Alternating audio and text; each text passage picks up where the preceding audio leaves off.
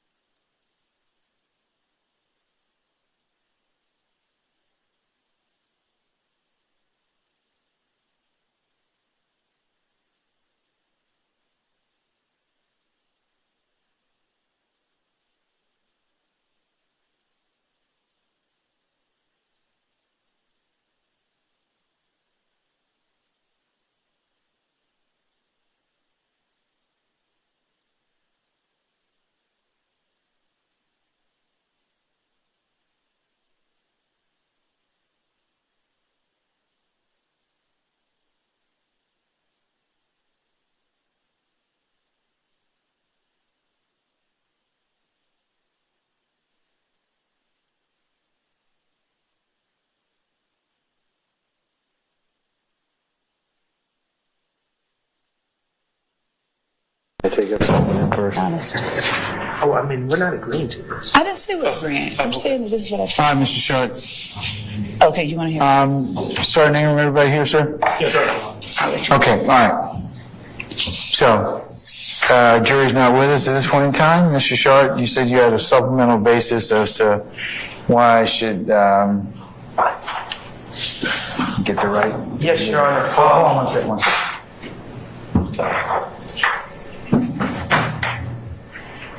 You had a separate basis for an objection on State's 14 uniform. I do, Your Honor. Now, just to be clear, the state, we just spoke with the state. The state has, in some ways, limited what they're seeking to play. That does not address my concerns or I think the concerns of my colleagues, but I didn't know if you wanted to hear about what was being proposed first or you just wanted to hear my argument in total first. Well, what specifically are you objecting to? I assume the state's going to play different portions of that particular tape that they wish to impeach him on. Right. Okay. So let me just start in the beginning. We object to the entire tape as improper bolstering and improper. There's been no prior inconsistent.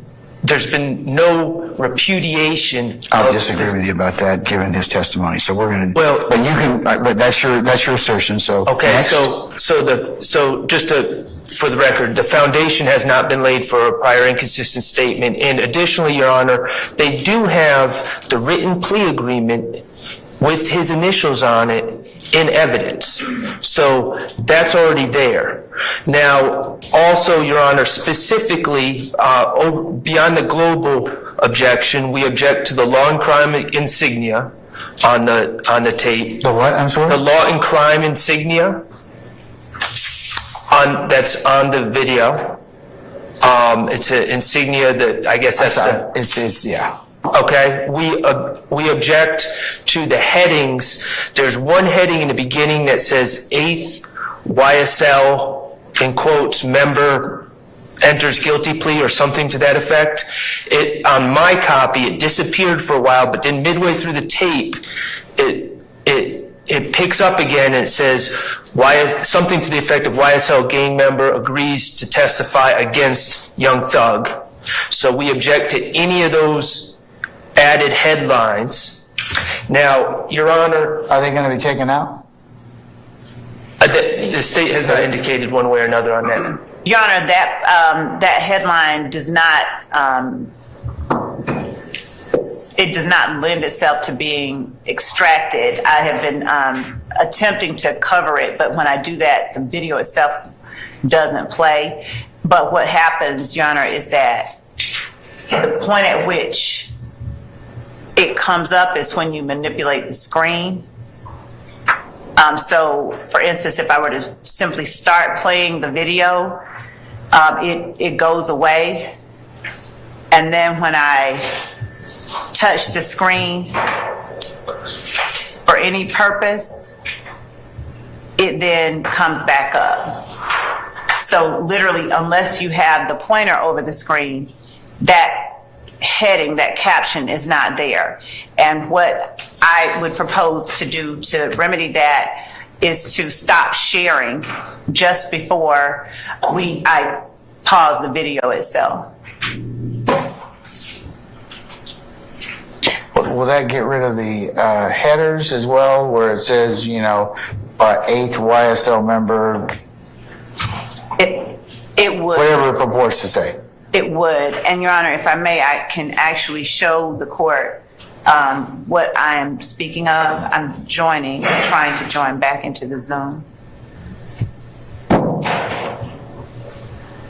And Your Honor, as noted, I stated that it comes back later on in the video. I cannot say that. What comes the heading. I cannot say whether that was caused by my manipulation of the mouse or the screen when I was reviewing it. I'm not certain, but we adamantly object to those headings being shown to the jury. So I'm a little unsure of whether I caused it the second time or if it pops up again on its own. And Your Honor, since I'm going to now share the screen, I can display to the court what we're referring to.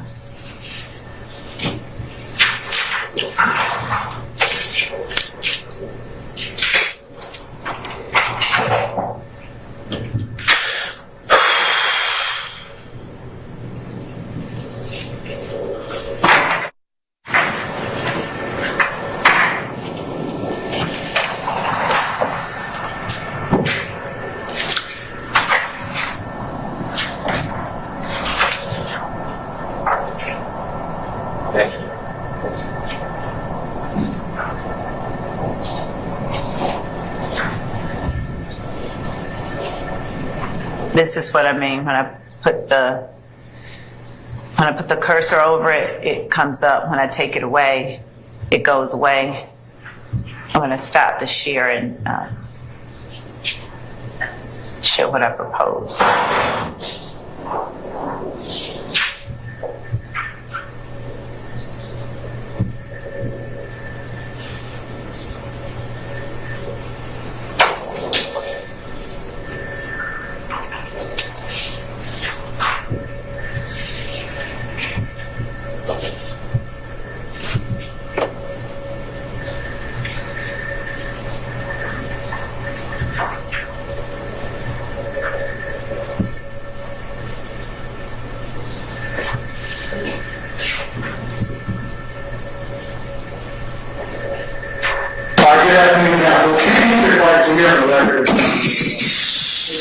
Versus Trontasia Stevens, an indictment 22 SC 183572. Good evening, Ms. Gladden, and good evening, Mr. Stevens. So, Your Honor, if I stopped the share and began playing the video and then went back and started the share.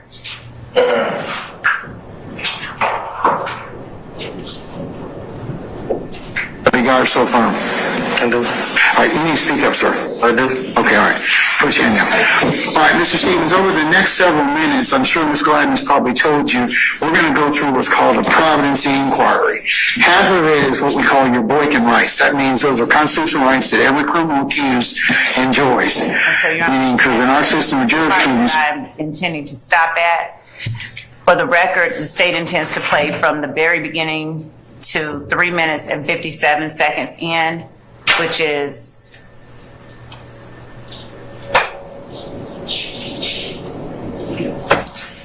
Has your attorney advised you of the minimum and maximum sentence for the charge in which you are pleading to? yes. Do you understand that so at that point we would stop the screen share rather than stopping the video itself so that that doesn't come up, and then we would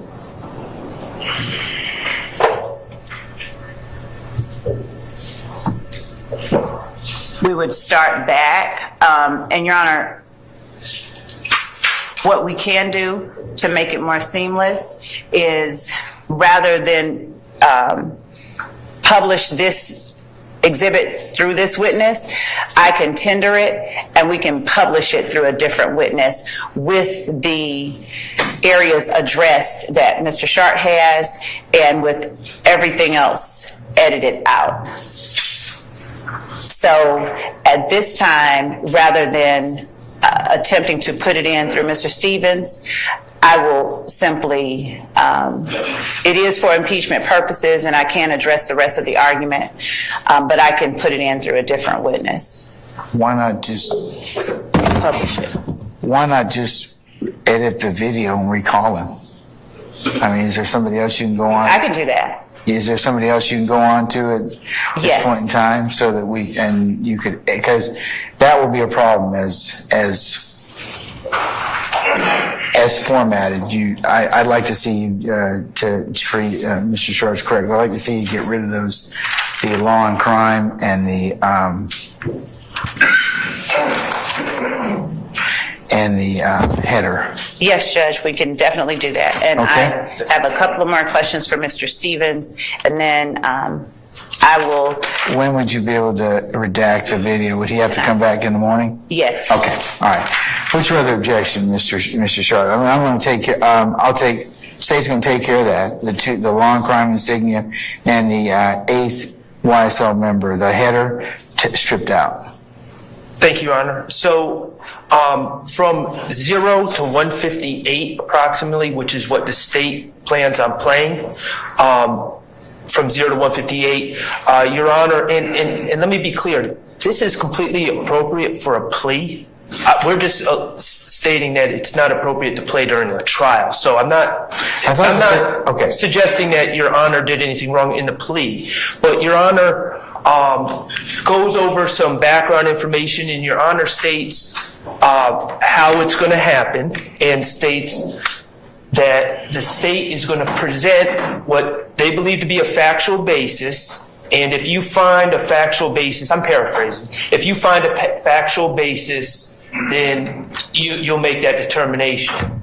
17.857 reads, "It is error for any judge during any phase of any criminal case to express or intimate to the jury the judge's opinion as to whether a fact at issue has or has not been proved, or as to the guilt of the accused." And Didn't we cover that already? Didn't I cover that would not be appropriate for this particular pleading or for this particular? well, that's on what the state's planning on playing. And I thought they were going to start at 158. It's not 0 to 158. No, they said they were going to start at 0. We can start at 158, and we can edit all of that out. We can take all of the part out that Mr. Sharp objects to. All right, so they're going to start at 158. Just make sure that the preamble colloquy is gone, because that Certainly. that for the purposes of a plea, okay, in front of a jury, it would be in violation of that particular code section. So, and Your Honor, I appreciate that. My next objection is, beyond the blanket objection, is at 610 approximately, they start reviewing the acknowledgments. From 158 to 610, they talk about his age and his education and things leading up to the plea. At 610, they start with the acknowledgments. And specifically, again, we're going to, our belief is that is improper bolstering, and So what specifically here? well, the acknowledgments that have already been discussed ad nauseum in testimony, and also the acknowledgments that are on paper with his initials next to them. What acknowledgment are you talking about? You talking about the plea agreement? Not the agreement, but the factual acknowledgments within the plea agreement that YSL members sell drugs at 151 Cleveland Avenue, for instance, or YSL members sell drugs at 221 Cleveland Avenue. Okay, it's his factual predicate that he's agreeing to. So what's your specific objection? Well, he's never said that's not true. He said that was true. Like, for instance, when I cross-examined him, I just said, he said it was true, I said it was true, and he agreed, and we just said it wasn't exclusively YSL, it was other people sell drugs there. So, okay, but that's a jury issue, them to wait it out. But if the state wants to challenge or impeach him as to what he has said or he doesn't remember, then that's because he's saying as part of his plea agreement, these facts he agrees to but you may disagree with them, but that's for the jury to decide whose version do they want to.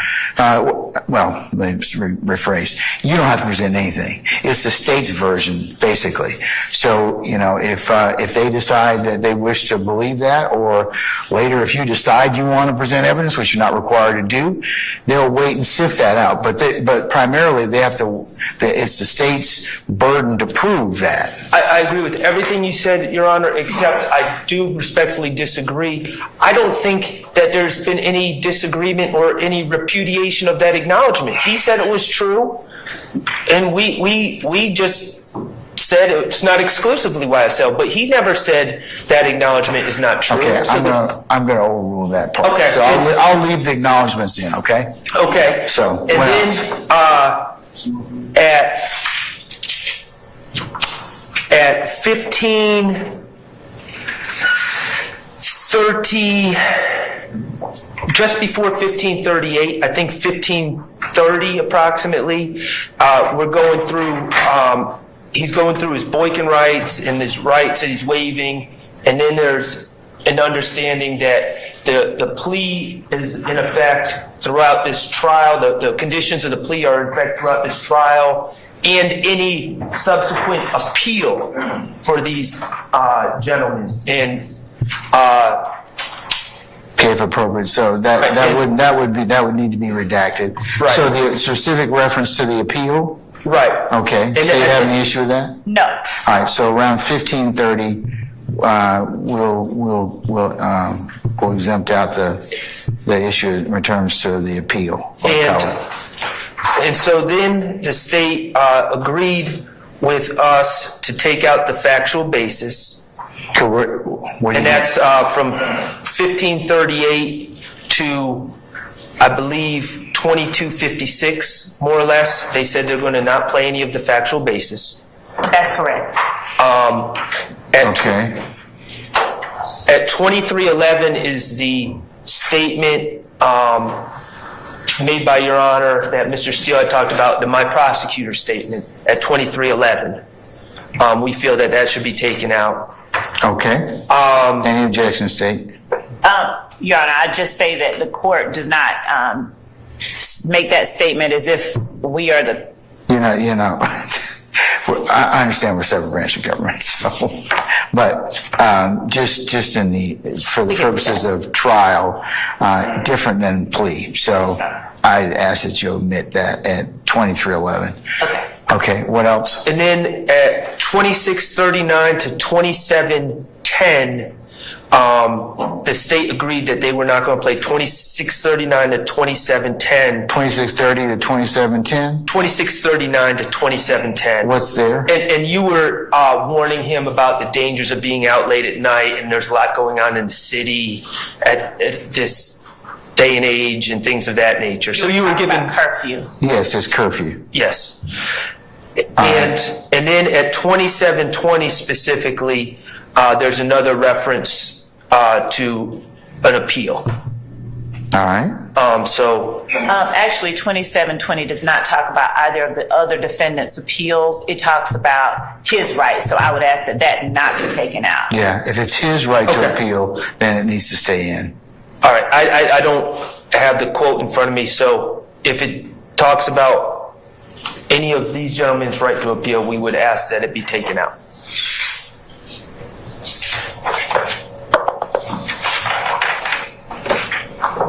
All right, what else? And I believe that's all I have. Okay, let me kind of just summarize this point in time. So, State and Ms. Love and Mr. Sharp, he specifically objected to a Law&Crime insignia. You're going to remove that. The YSL 8th member takes plea. The headers, you'll get rid of that. The reference time hacks that you all are going to edit out. And my expectation is that you all will do this together, Mr. Sharp and Ms. Love, so that there are no hiccups, correct?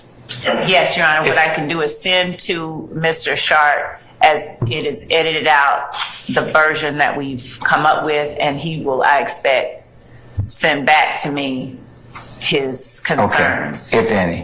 Right. All right, so 158 we're going to omit. And what's at 158? Oh, we're going to omit 0 to 158. We're going to omit, right? Yes, sir. And that's the prefatory remarks. Is that right?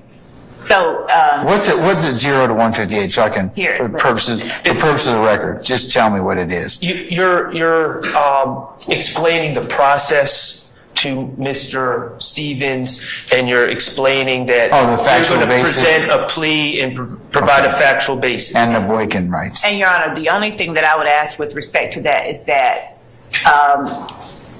the portion that Mr. Sharp has objected to regarding the factual basis, that the court allow us to edit out that part, but not the surrounding part where the court's essentially making certain that Mr. Stevens at that time is understanding and aware and comfortable with what's happening.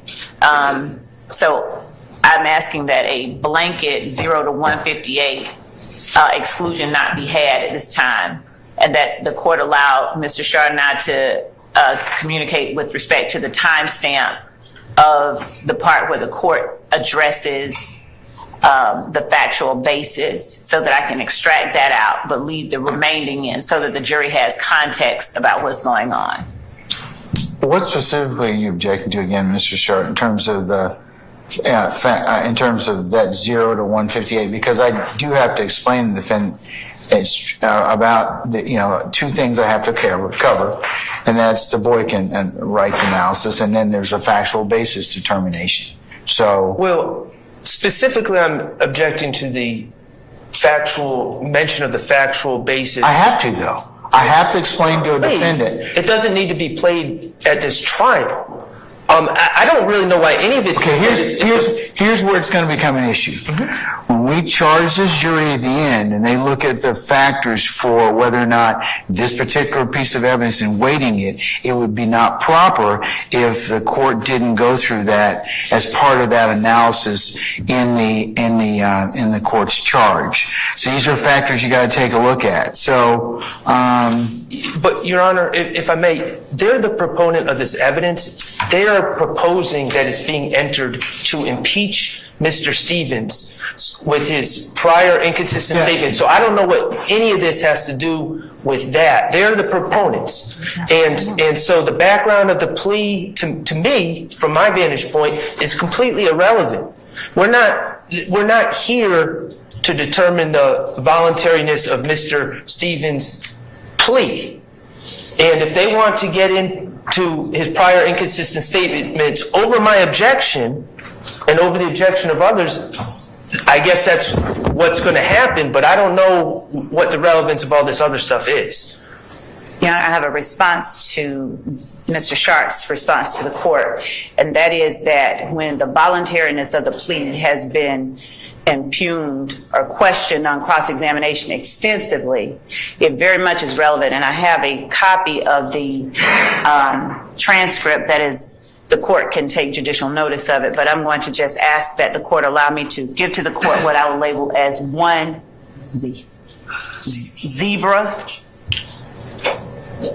Zulu. And this is a transcript of this plea? It's Zulu. Zulu. I'm gonna blame co-counsel.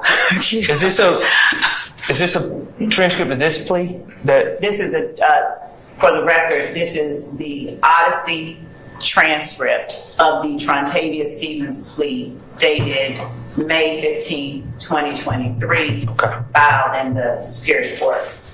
Okay, all right. I'll take judicial notice of it since it's part of the clerk's record in this case. It's the official plea that's been taken down by Ms. Weaver? Yes, Your Honor. All right, let me take a look at it. And so the portion that we are speaking of that Mr. Sharp has referenced is on page 4 and starting at line 7 and through line 9. So it starts at the second part of the inquiry. The state has to lay out a factual basis as to what they would have been able to prove at trial beyond a reasonable doubt. So assuming that they can, those two things they pass, then I can determine that your plea is provident and accept your negotiated plea. My response is that the only portion of 0 through 158 that needs to come out based on the objection being made is from line 7 on page 4 to line perhaps 10, and that's being generous because in line 10 you don't talk about proving anything beyond a reasonable doubt or a factual basis. So our position is that everything from the very beginning where the court is explaining what's going on to Mr. Stevens, and Mr. Stevens is placed under oath, which is critical, and The court is attempting to ascertain whether Mr. Stevens understands what's going on, whether Mr. Stevens understands his rights. Those are all a relevant part of the reason the state tenders this plea agreement video as evidence. But as to lines 7 through 10 on page 4, the state would not object to redacting that portion. All right. I don't have a transcript, so I'm not. Here's another one for you. Your Honor, again, I don't see the admissibility. I don't see the impeachment. Mr. Steele, first let me deal with one thing to begin with before I address that. I am going to admit one Zulu, as it is in the and I can take judicial notice of it since it is in the official court record Odyssey, which is the Superior Court of Fulton County subscribes to. But and I was the judge that took this plea. So in terms of your objection, Mr. Steele, I'm going to overrule it at this point in time. So let me finish with Mr. Sharp. Did you have a chance to take a look at page 4? Okay. Line 7 through 10. 7 through 10. That's what the state is recommending that they edit out.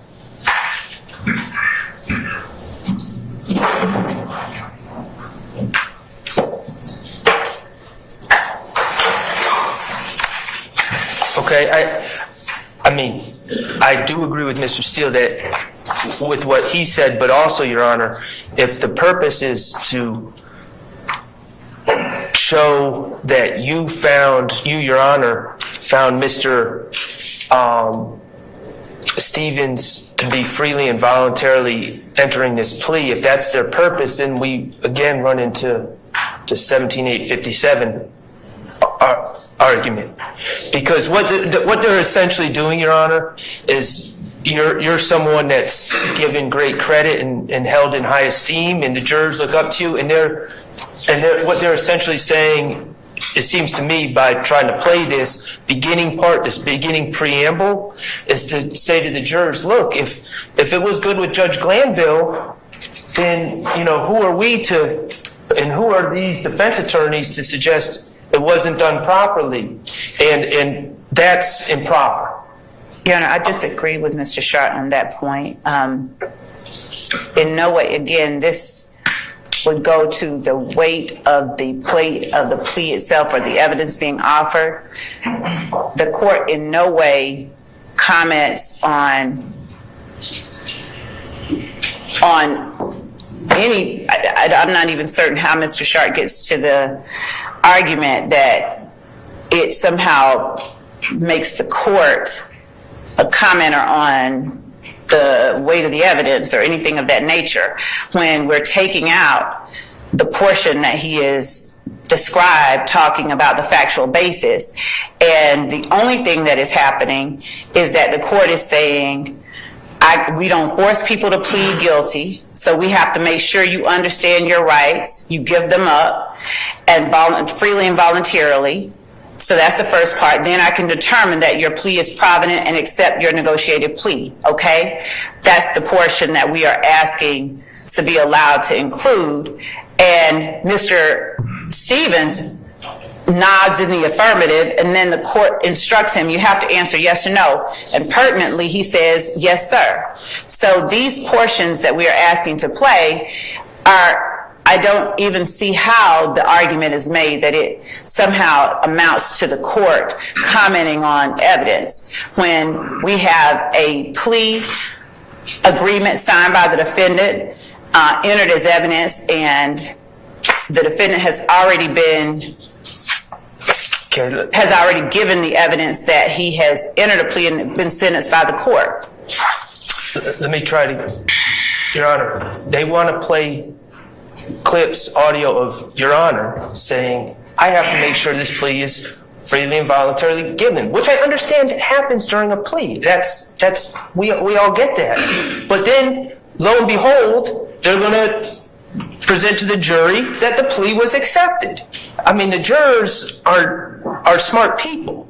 they're going to understand that Your Honor found that the plea was freely and voluntarily given. How's that not admissible, though? Why is it admissible? Because it borders on opinion as to his guilt or accused. Like, see, for the plea, if I make that determination, because Ms. Love and Mr. Atkins, there's no jury. When it's said in front of a jury, or what the defendants are saying is, it might give to the jury my opinion as to whether or not that's been proven or asserted guilt or innocence. So, and that, of course, as you all both know, that if this is wrong, Correct. it's very bad. So I would prefer, over your objection, Ms. Love, to go ahead and just edit out 0 through 158. It's just not worth the lift or the squeeze at this point. So, Your Honor, having no problem with that, I just ask that the court allow us to keep in lines 1 through 19 on page 3, where it has Mr. Stevens being sworn in. And then from there, after he says, "I do," the second time, taking out all of the court's instructions. So you mean from line 19 through From line 21 through line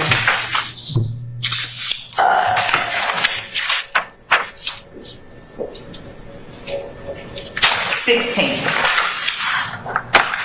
Of what page? of what page? Okay, I'm sorry, page 4. So line 20 of page 3, or 21 of page 3, Yes. through what? Line 16 of page 4. Where the court starts at that point saying, so Ms. Love, is it going to be you, Ms. Love? And then I say it's going to be Mr. Hilton, Ms. Hilton today. And then the court informs Mr. Stevens that Ms. Hilton will ask him a series of questions designed to get at 2 areas we talked about. When she's done, your attorney will offer me some things on your behalf, and then you and I will have a short conversation, and I should be able to accept your plea. And then from there, everything is Ms. Hilton up until the timestamp that we talked about, wherein What page goes to 1 through 158? 158 is, Because the defense is asking me to omit 0 to 158. okay? I'll tell the court. Thank you. It starts at, may I take off my mask? When Ms. Hilton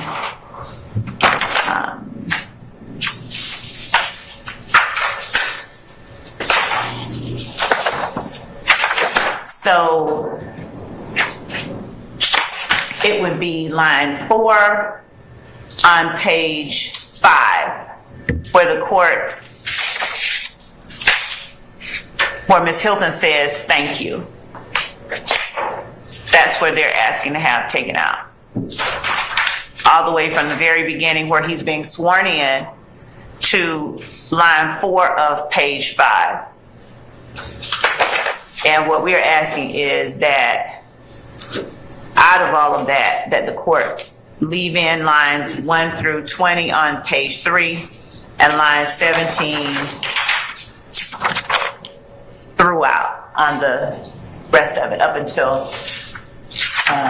the first designated stopping point, which was 3 minutes and 57 seconds. And that point of 3 minutes and 57 seconds is that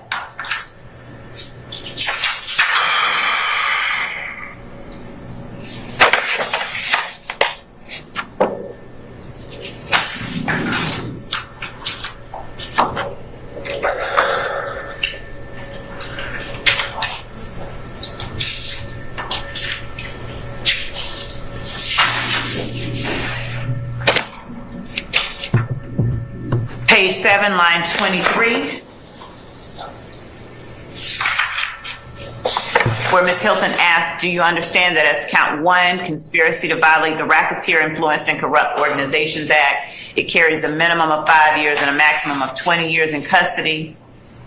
And then stops at, he says yes, and then stopping on page 8 at line 2, and starting at line 3 on page 8. Do you understand that this is a negotiated plea?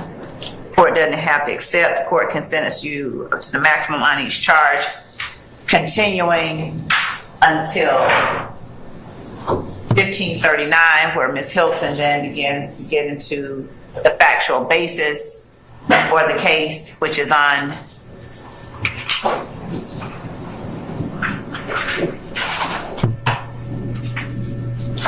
Factual page basis, 18. Mr. Sharp indicates is 1538 through 2256. So I'm going to let you all work that out, but let me just figure out the first pages.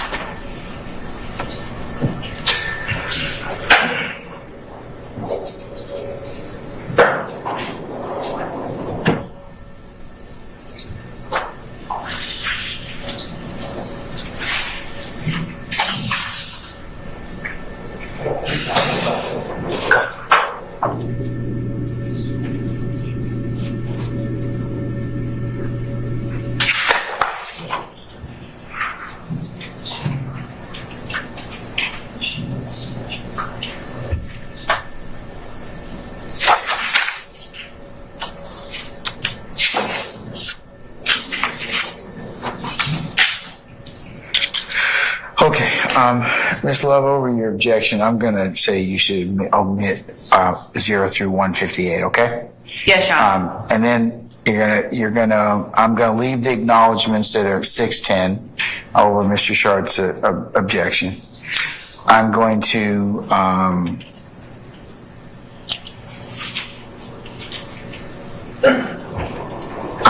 omit at 1530 or thereabouts approximately the Boykin rights and the appeal.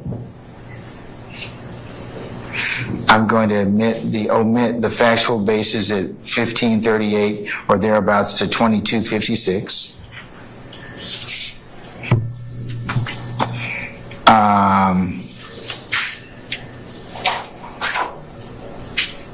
I'm going to omit 2311, my prosecutor's statement. I'm going to omit 2639 to 2710, charges not being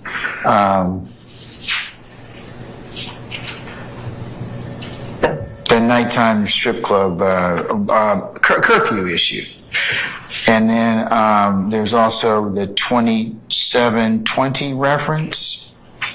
And what was that again? I'm sorry. I thought it was a reference to these gentlemen's right to appeal. If it's not, then it's not. But we can check it and then. You want me to play it? Yeah, please play it. Let's play it and let me just hear it. 2710, please. 20. Okay, I have it. 2720. You said 2720 is what you meant. Give or take.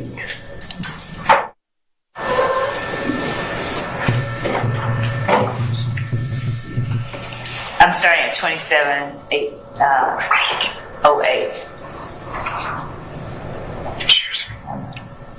Hang on, let me share the screen.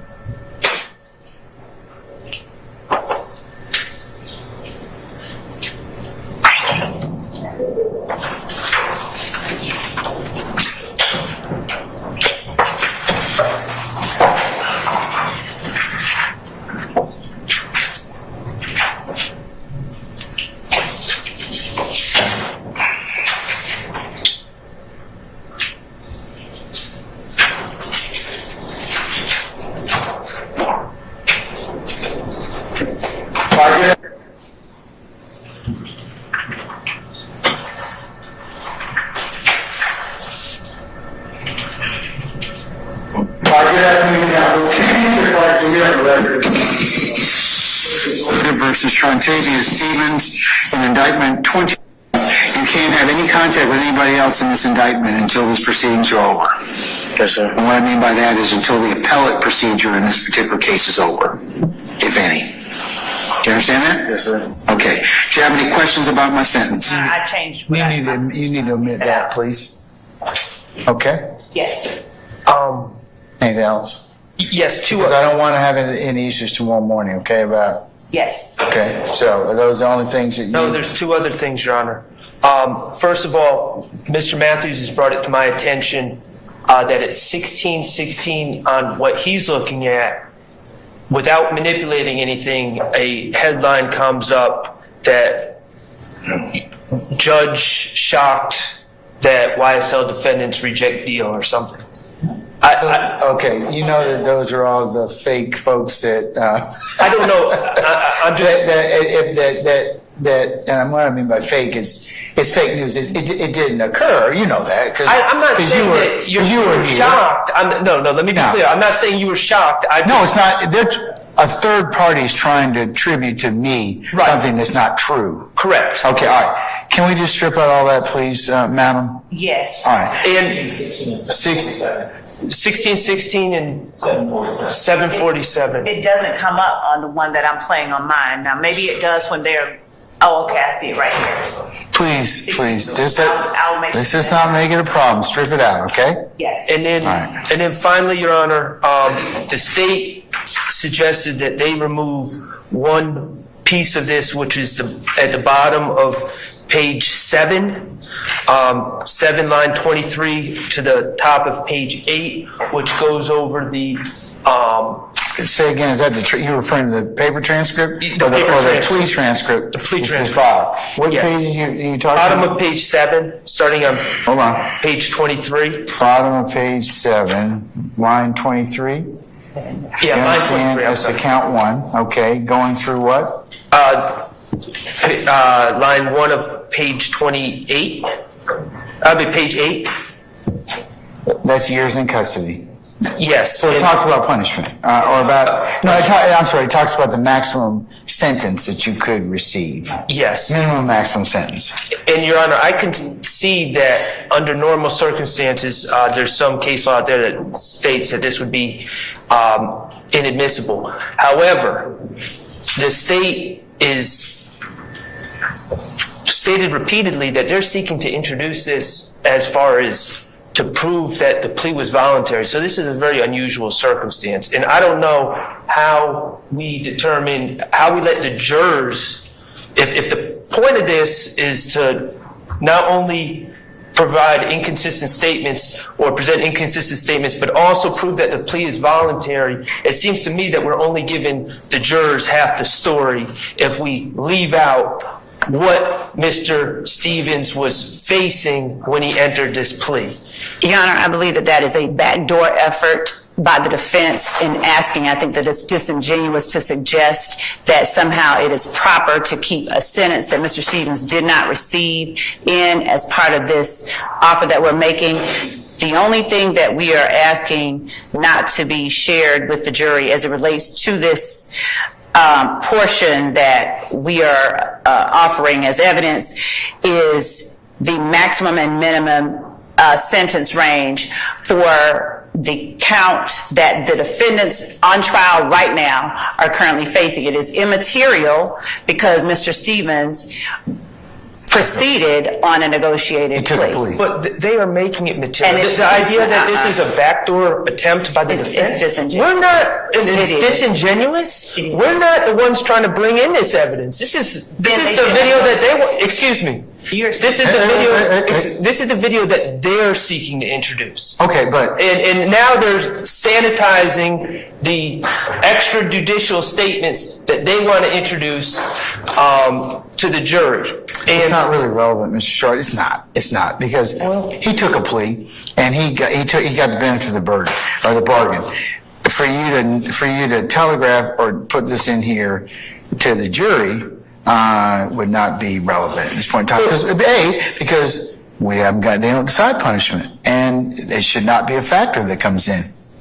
So that's why I think the state wants to take that out. Just for the record, the reason I think it's relevant is not because it's what my client is facing a lot more than the RICO charge. So I'm not trying to telegraph anything. No. It's just. But I think it is relevant if we're going to really parse whether it's voluntary or not, to tell the jury, if that's become an issue in the case about whether this plea was voluntary, tell the jury the whole story. Well, I'm gonna exclude those particular sentences. Thank you. I'll exclude over your objection, sir. On page 7, starting at line 23 through line 1 on page 8. Thank you. All right. Anything else? Anybody else? Yes, Your Honor. Following up on that last point, I already cross-examined Mr. Stevens that he was looking at on the RICO count 20 years to serve in prison, and that is part of his motive. So it's bias. It goes to bias and motive. So yeah. Exactly. So, but still, So I wanted him. I'm going to exclude it. I mean, you've gotten what you, the purpose, and I think he's testified to that, but so we don't have any other issues, and I'll exclude it. Would that not be a prior consistent? No. Nice try, Mr. Matthews. And then, Your Honor, I'm objecting to the entirety of the exhibit, and I apologize, I can't remember. I didn't write down the exhibit number. If someone can remember. It is 14 uniform. Thank you. I'm objecting to the entirety. I still haven't heard why it is impeachment. I heard the court say it is. I heard the prosecutor say it is, but I don't understand. And maybe. Well, I think the state was gonna respond to that, and I don't think we ever got to it, Mr. Steele. So, what's the purpose of 14U, Madam or Sir? Just so we can complete the discussion and/or ruling on this. It is to impeach the testimony by implication that was elicited on cross-examination that Mr. Stevens did not have enough time to review the plea agreement, that I think on cross-examination he was asked about being given a bond, and then did you get out immediately when you did this? That was all intended to lay the inference for the jury that this was something that was done under duress. So essentially it is to impeach the notion that has now come out, the testimony, the inference that the defendant's questions and Mr. Stevens' answers would allow a jury to draw, which is that this wasn't a free or voluntary plea that he made, and he did this under the thumb of the state unwillingly, and he just answered yes to whatever was put in front of him. Mr. Matthews specifically asked, those were not your words, were they? And he said no. And other lawyers made similar inquiries of Mr. Stevens. And his responses to the questions that were asked on cross-examination allow the jury to draw the inference that it was not a plea that he readily and freely gave. Is that the only basis, Madam? Your Honor, there were other matters as well. When asked on direct examination by the state, when I asked him whether or not this was the first time that he had seen this, or did he not have it? Seen, what do you mean this? The plea agreement? Yes. Okay, all right. He said, he began talking and said something to the effect of, that was the first time that he had ever seen that paper, and he wasn't being responsive. There was an objection. It was noted that he was not being responsive. And again, his testimony was meant to give to the jury the impression that he didn't have time to review his colloquy, that he didn't knowingly agree to these things, and that he made the acknowledgments under duress.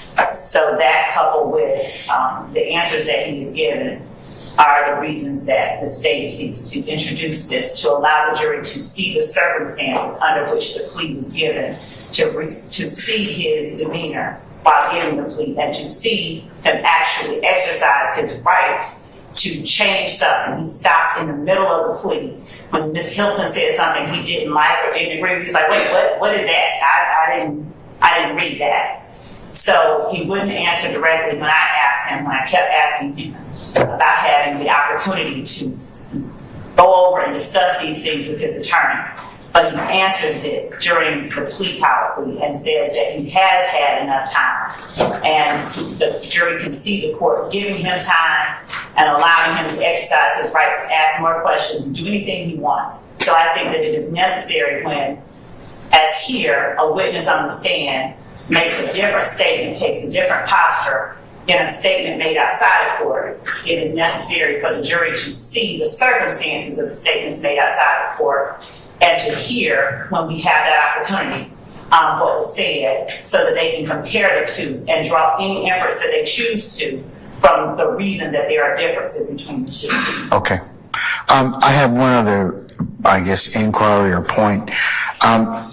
Within State's 14 uniform, there is a side colloquy between Mr. Stevens and Ms. Gladden, his counsel.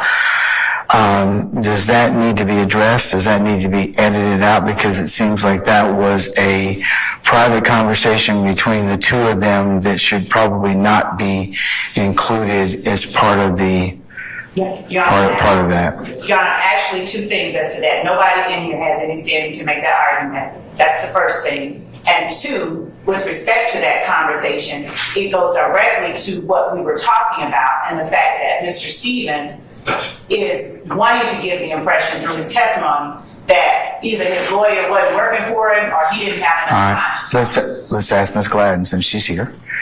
Ms. Gladden, Madam, anything, or do you concur with the state?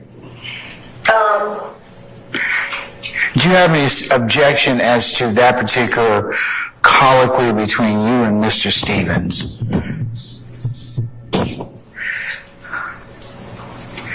Was it? I understand the question. I'm just trying to think about it. Okay, I mean.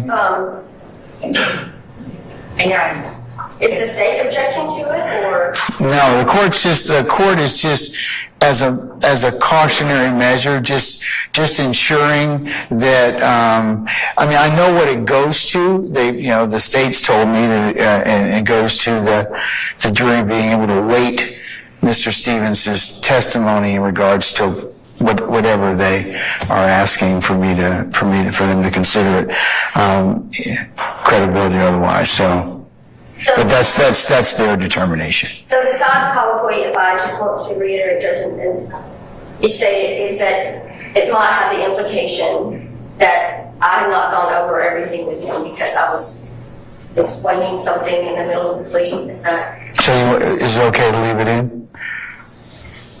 Yeah. I mean, I would need to probably discuss that. Got an attorney-client privilege was broken when it was displayed and played for the world. There is no attorney-client privilege. Once a third it's waived. It's waived. Okay. All right. Okay. I just wanted to just address it so that. And I think that my response would be that I think that it should be something that, if the court was considering it, I should discuss with my client about I don't think that he has it. Your Honor, I don't. I'm not saying that I do have judge, I'm just telling the court my opinion. As to something coming in. Is it in the transcript? Is it in the transcript? I'm not certain, Your Honor. I didn't check the transcript. Let me see. But I can say that it is already out there. It's been viewed and a million people have seen it. Of course. Well, But still, It's been broken. but I understand that, but at the time that it was presented and played, or however many people saw it, Judge, we weren't in a position where the court or the state was trying to impeach him on the statement. So whether or not she has, I think he has an opinion, Your Honor, as to, I'm not sure the court would agree, but not as to the whole entire plea, Judge. I'm just speaking specifically to those few seconds. Oh, actually, Your Honor,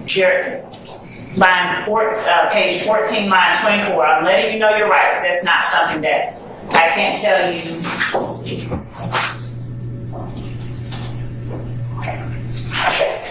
So, Your Honor, I'm not certain that. I think the plea transcript, does it say off the record conversation? It does. So Okay. again, Your Honor, two things as it relates to Mr. Stevens having an opinion. He doesn't at this point have a right to assert a privilege that has been waived by virtue of a third party having already heard the statements, number one. Number two, Ms. Gladden, and with understanding, of course, that the court wanted her to weigh in on it, but she has no standing at this point in these proceedings to intervene because the statements that are being played do not in any way adversely impact her client. There is no privilege when it has been waived, when statements have been heard by a third party. So understanding the court's desire to be as judicious as possible regarding these matters, notwithstanding that fact, neither Ms. Gladden nor her client, nor either defendant in the courtroom has either standing or a right to assert attorney-client privilege or suggest or in some way keep these sort of statements out for those reasons. Thank you.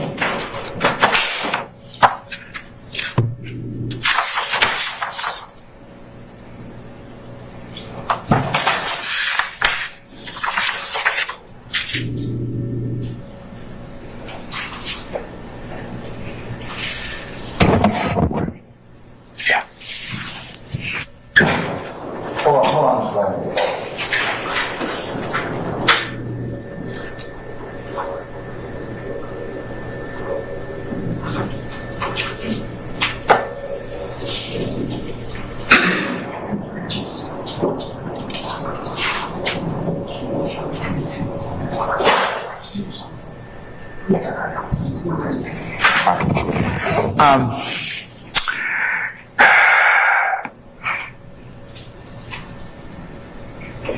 Ms. Love, the intent was for Mr. Stevens and Ms. Gladden to have a private conversation, even though you might be able to hear what's on the tape. Ms. Weaver has told me that it was not taken down as part of the record, so I'm going to exclude that portion because the intent was to have a private conversation.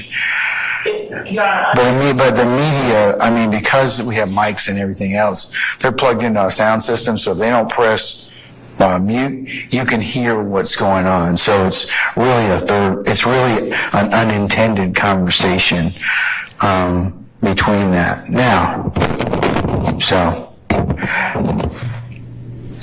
I understand what you're saying, but I think I have to honor that would be a attorney-client. Ms. Gladden didn't do anything to break the privilege. I think it was the intent for her and her client to have a conversation. Now, if she says, "Hey, my client will waive that particular issue,"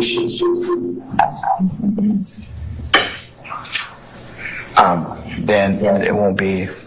We can certainly hear it. So, Your Honor, Mr. Stevens hasn't asserted that. Well, I think she needs to ask him, that's why. So, all right, you want to go ahead and ask your client, please, madam, and let me know. We'll just recess in place.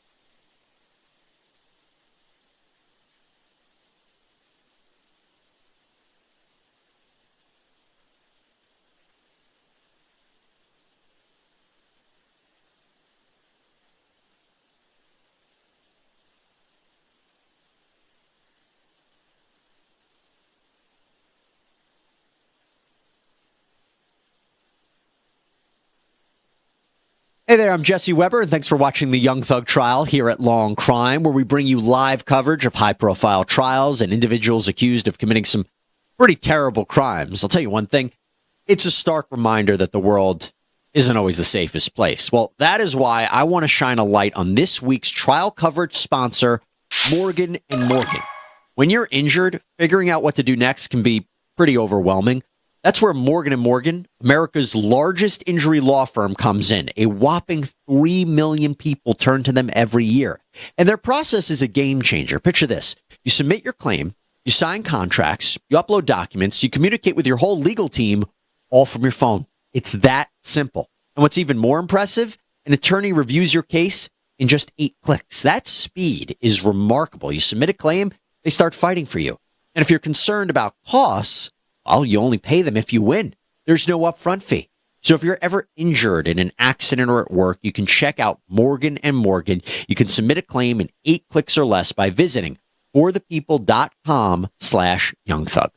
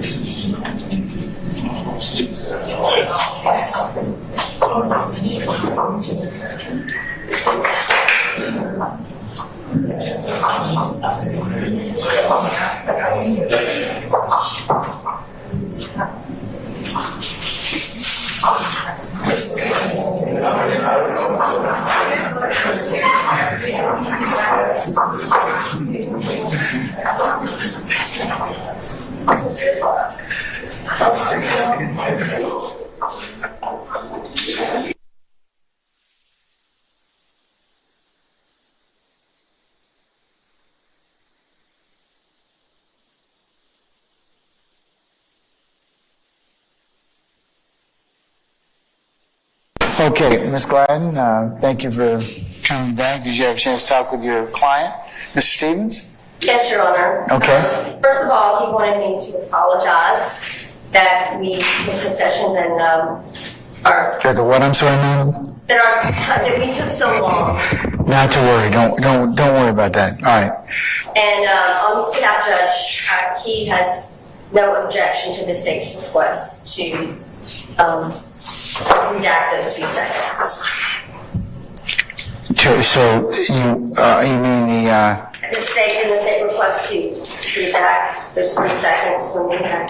the off-the-record conversation? Sorry.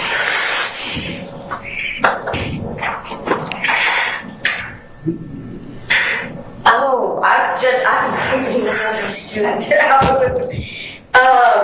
Judge, we don't mind it coming in. So you're okay with it being? Yes, okay. You're okay with that Yes. off-the-record conversation to be played, and your client's okay with that? Yes, Your Honor. All right. Do you mind if I ask him for purpose of the record, please? Okay, can we have him come in? I'll go to the judge. All right, thank you.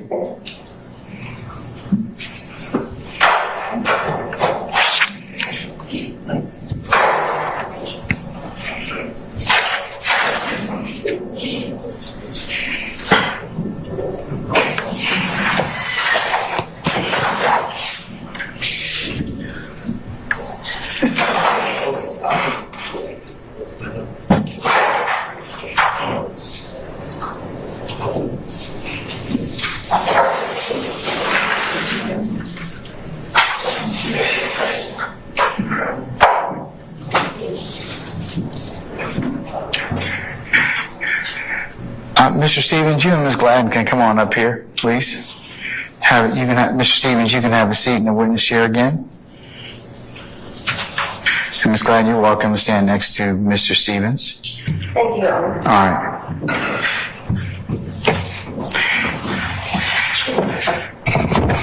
Now, Mr. Stevens, let me just add, you sit down, please. Have a seat.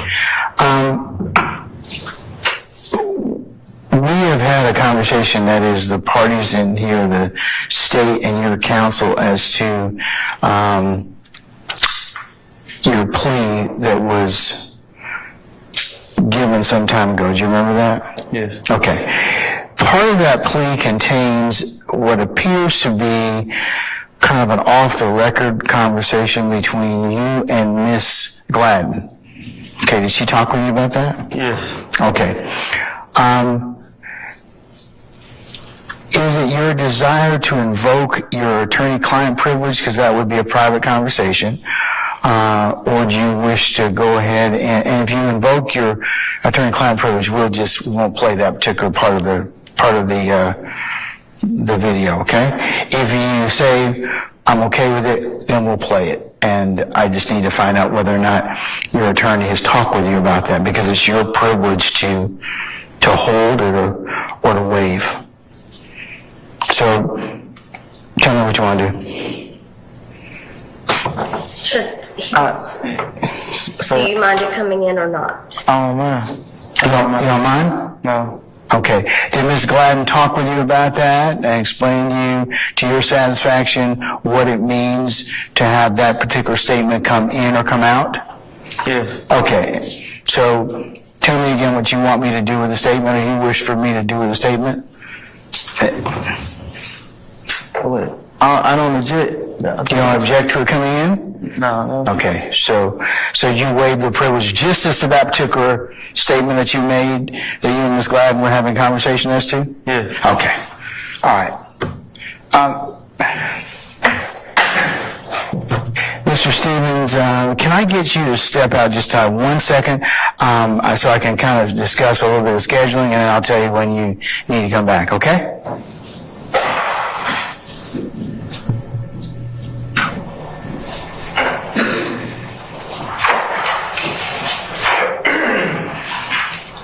All right. Okay, so what I want to talk with you all about now is just the scheduling, okay? It's gotten to be about 3:30. You all are going to need to do a little more work in terms of State's 14 uniform. So would it be appropriate for me to go ahead and release Mr. Stevens?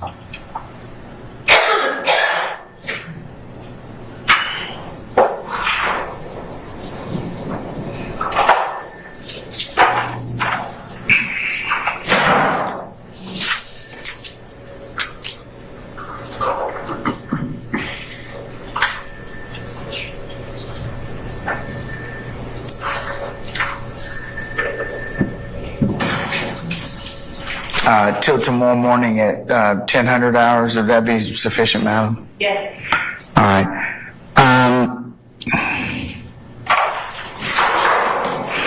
It's my intent tomorrow to tell the jurors to come at 10 for a 10:30 start time. That's just for scheduling for you all's edification. Okay, so in terms of who else did you have, do we have any more time to call anybody else given the hour? Okay, who do you have that you want to call at this point in time? Sharon Lattner. All right, and how long do you believe Ms. Lattner's will take?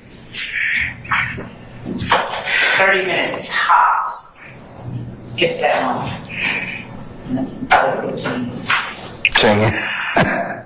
What is it? 15 to 30 minutes. 15 more likely, but What is she being called to testify? Is she a professional witness? she is. She's not. Okay. Oh, okay. All right.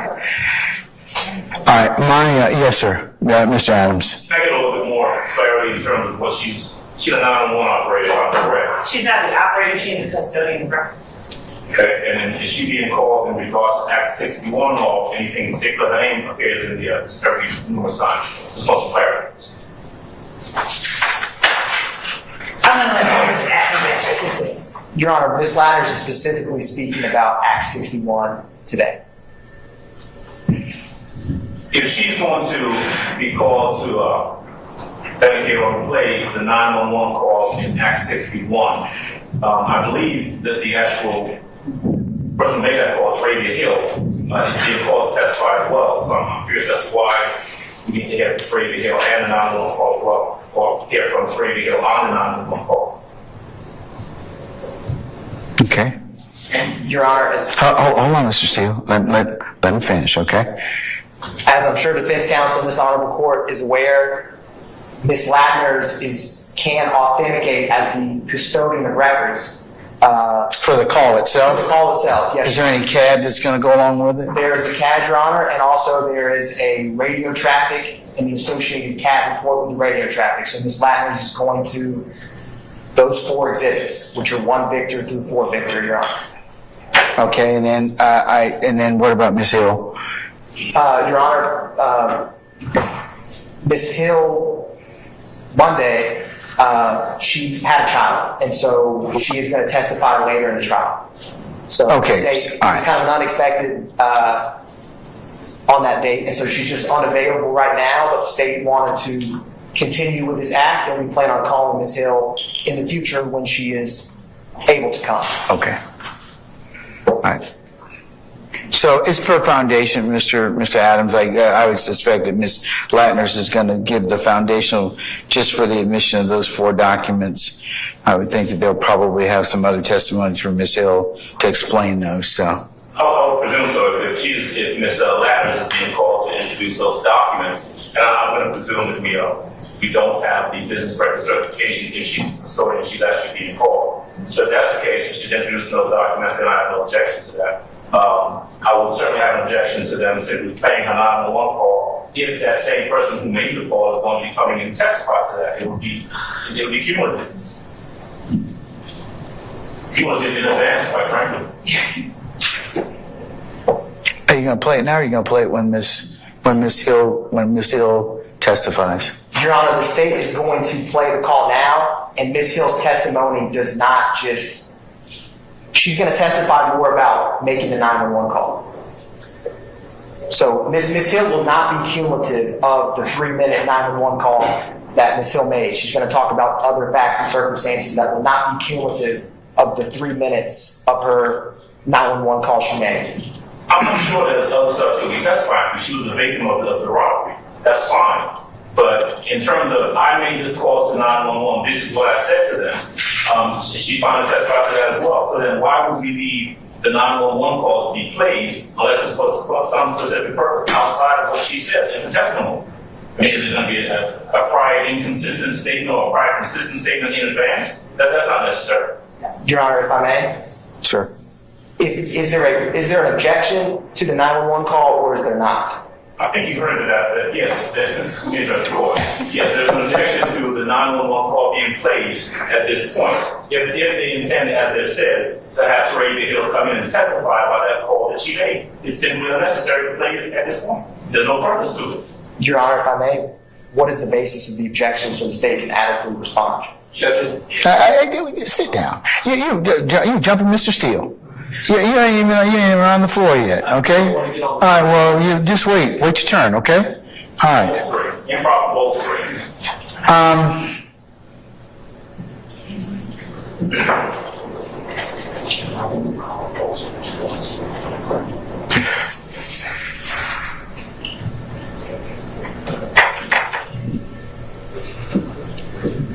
All right, anything else, Mr. Adams? No, that's it.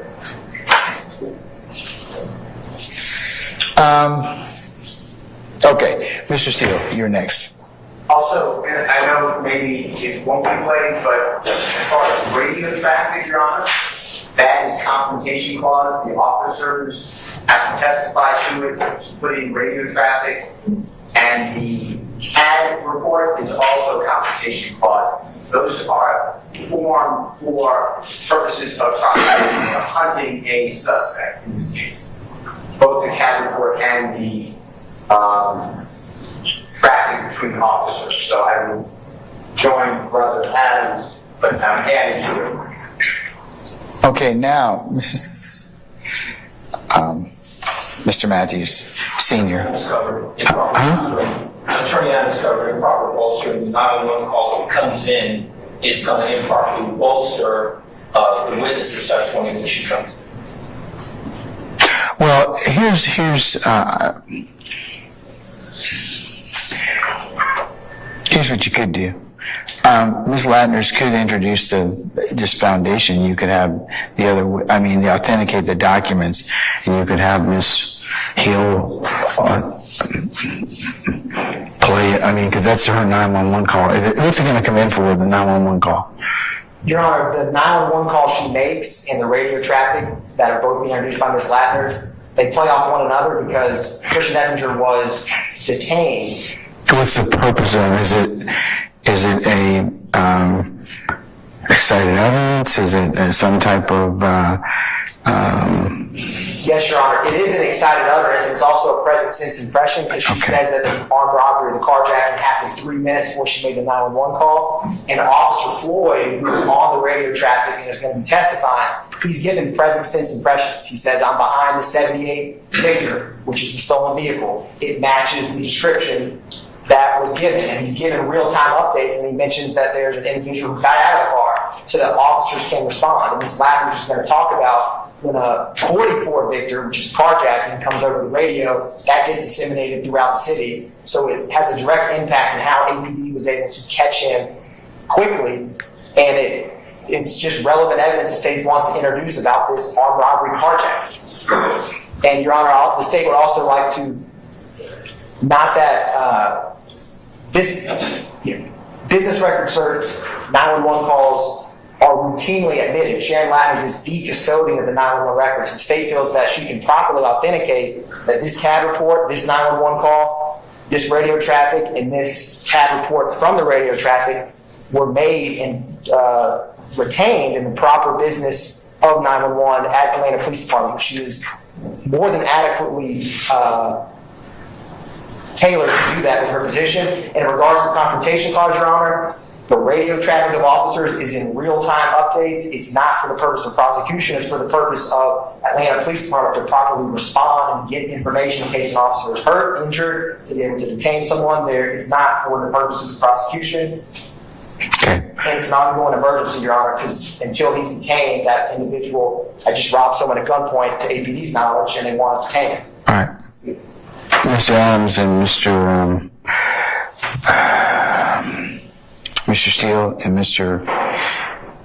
Matthews, I'm going to overrule your objections, okay? So, another thing you're asking. No, I don't have to. I mean, you argued, I rule. So.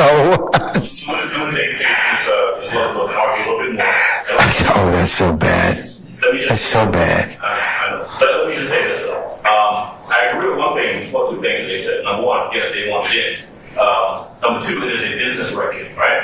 And business record has to be introduced for a purpose. You don't just have to put in the business record and say, here it is. Sure. It may have other objections that are within it. Sure. Okay. And I would agree with that. Right. My objection is not a hearsay objection. Right? So excited utterance and presence as impression doesn't come into play. I'm not saying it's hearsay don't play. I'm saying that it's going to be cumulative. I'm going to overrule the objection as to cumulative. Okay, sir? I believe that it will not be cumulative of what the state's trying to establish. So we can disagree about that. Anything else, sir?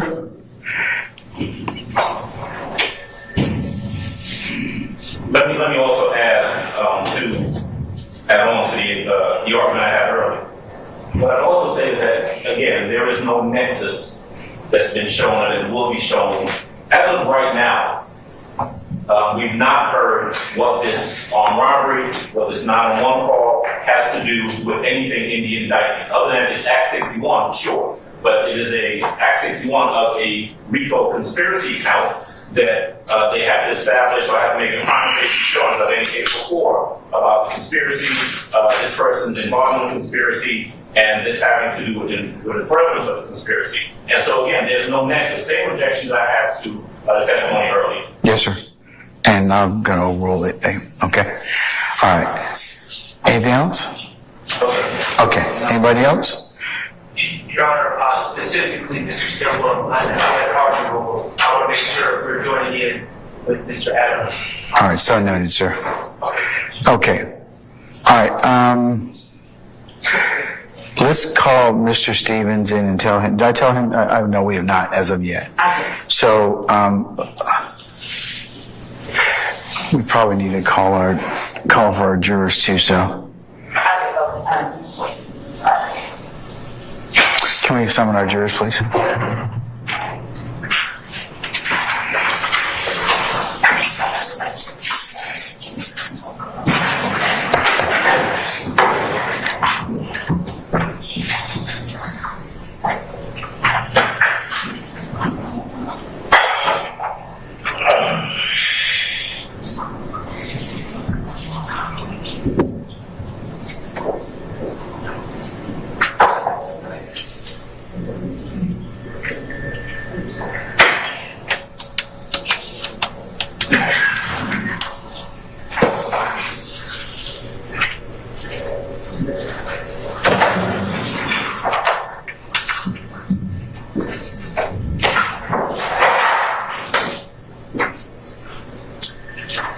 Miss Gladden is not out here, but Miss Gladden is great.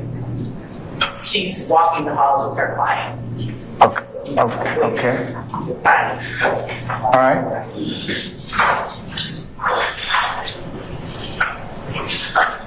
I'll text her.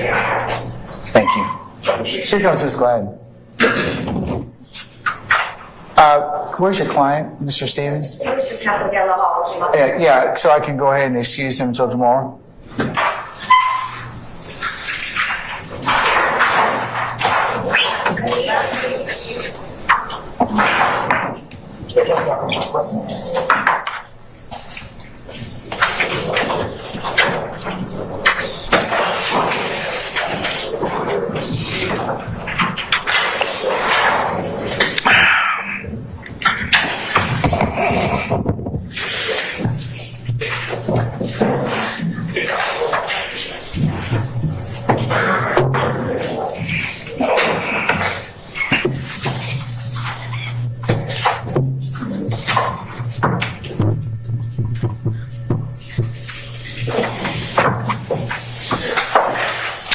All right, ladies and gentlemen, please be seated. All right, thank you, Sergeant Ingram. Mr. Stevens, we are going to excuse you till tomorrow morning. I'd like you to appear back at 10 o'clock, okay? Just be outside, and then we'll pick up your testimony once we call for you. It'll probably be somewhere between 10:30 and 10:45, okay? Yes, sir. All right, so see you in the morning. All right.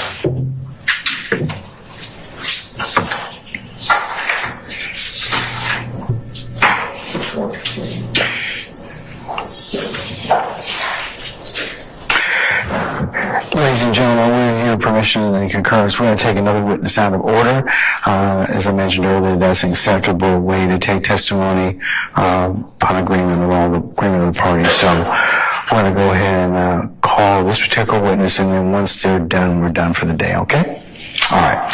Okay, then I'll tell you what time. I think you probably figured out by I'm going to have you all report for 10 o'clock tomorrow morning, and we'll get started sometime around 10:30, okay? All right. Summon your next witness. Yes, Your Honor. Continuing with Act 61, the state calls Ms. Sharon Latner. All right. Summon Ms. Latner, please. Ms. Latner, good afternoon, madam. If you could please approach the witness stand. Once you get there, if you would be so kind to turn and face Sergeant Ingram and be sworn as a witness, please, before you sit down. Right hand, just want to testimony, give the truth, no truth, no but truth. I do. I see. State and spell your first last name for the court. Sharon Latners, SharonLatners.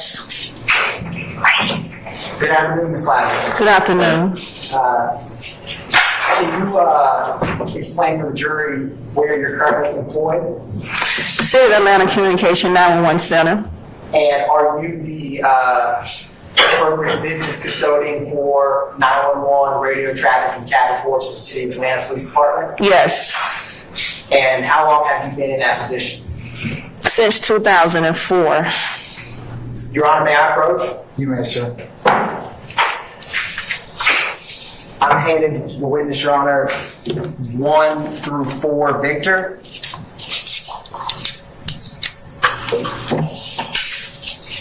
Ms. Latner, can you review State's Exhibits 1 Victor through 4 Victor and let me know when you have done so? Thank you, ma'am.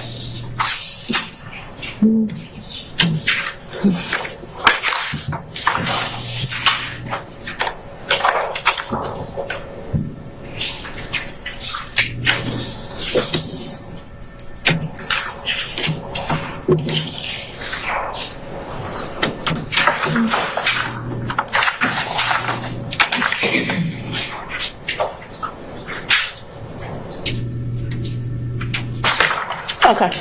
I'll start with 1 Victor. What is 1 Victor?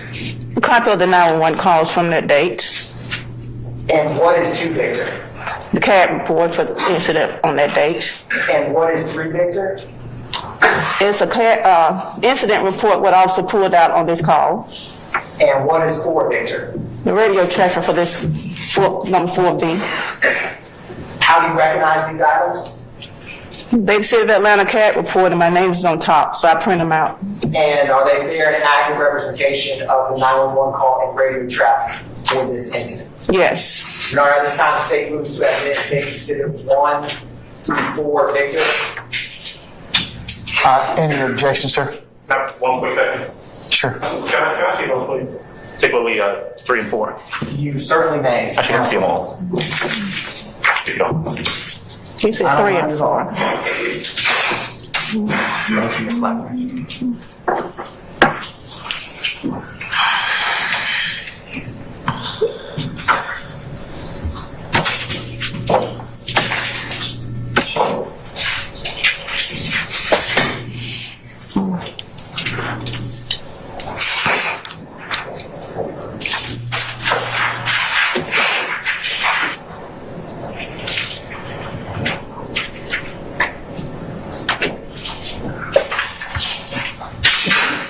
Bless you.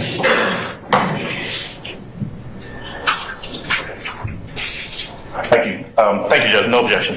All right. State, other than it's been previously asked, I'll note that and make a continuing objection, sir. Yes, sir. Okay.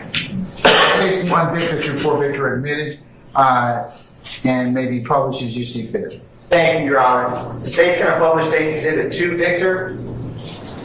Ms. Ladders, I know you testified before. I wanted to ask you about a different date related to this case.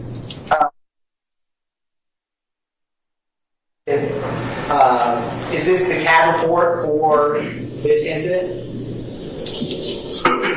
To Victor? That says July 25th. This says May 11, 2016. Yeah, the printed date was July 25th, 2016. Is that what you're referring to? Oh, okay. May 11. Yes, sir. And what was the call type and description on the top right? This is 44 Victor carjacking. Can you explain what that means? 44B is a signal that APD used. Carjacking is someone being carjacked from someone taking their car. And underneath that it says priority 10-minute response. What kind of priority is a 44 Victor carjacking? It's a priority to which city of Atlanta police. It's a high priority. And when this comes in, how is this information disseminated within Atlanta Police Department? Well, the 911 has codes and we have priority. Priority 1 is officer shot. Priority 2 is something's in progress. A carjack is in progress. So that means call is going to go right over to dispatch so they can get out to the officer. And Ms. Ladders, what is the date of this call? May 11, 2016. And what location did the call come in from? 245 Amer Drive Southwest, apartment 5005. And what beat and zone is that location? It's in zone 3 and it's on 307's beat. Turn it a little bit down the middle under incident time. When was this call received, Ms. Ladders? The call came in through 911 at 2:48:56 p.m. hours. And when did the officers arrive? 2:52:37 p.m. hours. And who was the primary unit who responded to this call? Unit 3301. Is that Officer Nicholas Reed? Yes. What officer, Ms. Lattner, is primary unit 3301? I'm sorry, Nicholas Reed. Thank you, ma'am. Turning your attention to page 3 of State's Exhibit 2, Victor, under the CAD narrative, at timestamp 2:49:27 p.m., can you explain what it means when it says just happened, Sierra 78 Papa? I'm going to object to the prosecution. Well, leading first and testifying. I'll sustain the objection at this point. You just rephrase, sir. Thank you, Your Honor. Ms. Lattner, do you see where it says May 11, 2016, 2:49 and 27 seconds? Yes. Can you please read and explain what comes after that, if you would, please, ma'am? The call advised the 911 operator incident just happened on the carjacking, and the operator asked for a lookout on the person, some kind of lookout, and she advised 78 on the 4 black males armed with gun, which is 69 gun. 69 is all sitting, but it means gun. What does 78 mean? A lookout. And after that, can you explain what comes after gun on that and what it means to the jury?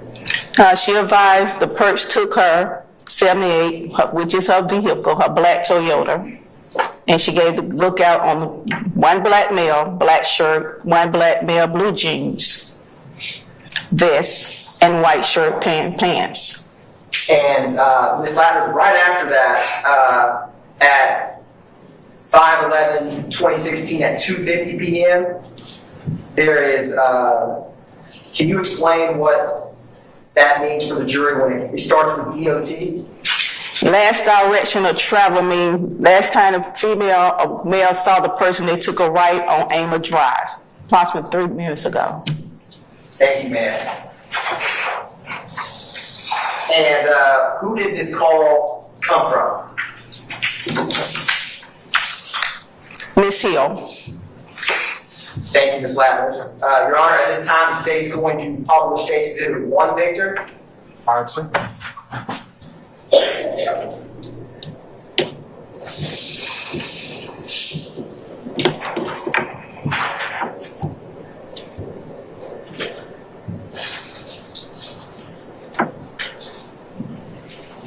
Register 625 for the address of the emergency. 245 Mall Drive, Unit 5005, Atlanta, Georgia, 30315. That's 245 Mall Drive, southwest of Unit 5005. Do you need police, fire, or ambulance there? Yes, I need the police. Somebody just robbed me at gunpoint. Alrighty, ma'am. What's your name? They took my car and my purse. They took everything. They took your vehicle as well? Ma'am. Yes, they did. Ma'am, they took my purse. Ma'am, I need you to calm down so I can get some information from you. Were they black, white, or Hispanic? They were black. How many of them? It was like 4. 4 black males? Were they black males? 4 black males. They're in a brown car. Hold on, ma'am. They were armed with guns? Yes. Excuse me. And what's the color, make, and model of your vehicle, please? I have a Toyota Corolla. It's black. A black Toyota Corolla. You know your tag number? No, I don't know my tag number, but they have my pocketbook. They have everything. Hold on for 1 second.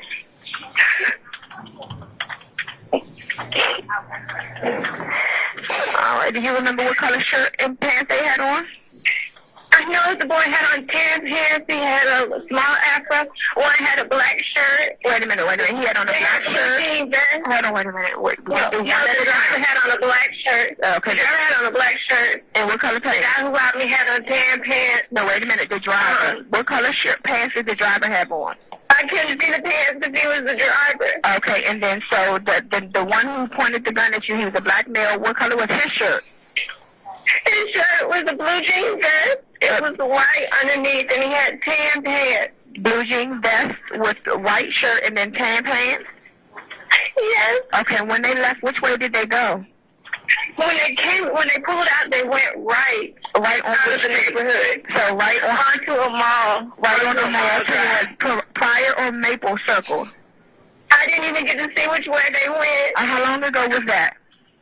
This was literally like 3 minutes ago, 4 minutes ago. Okay. And where are you now? You're in the house?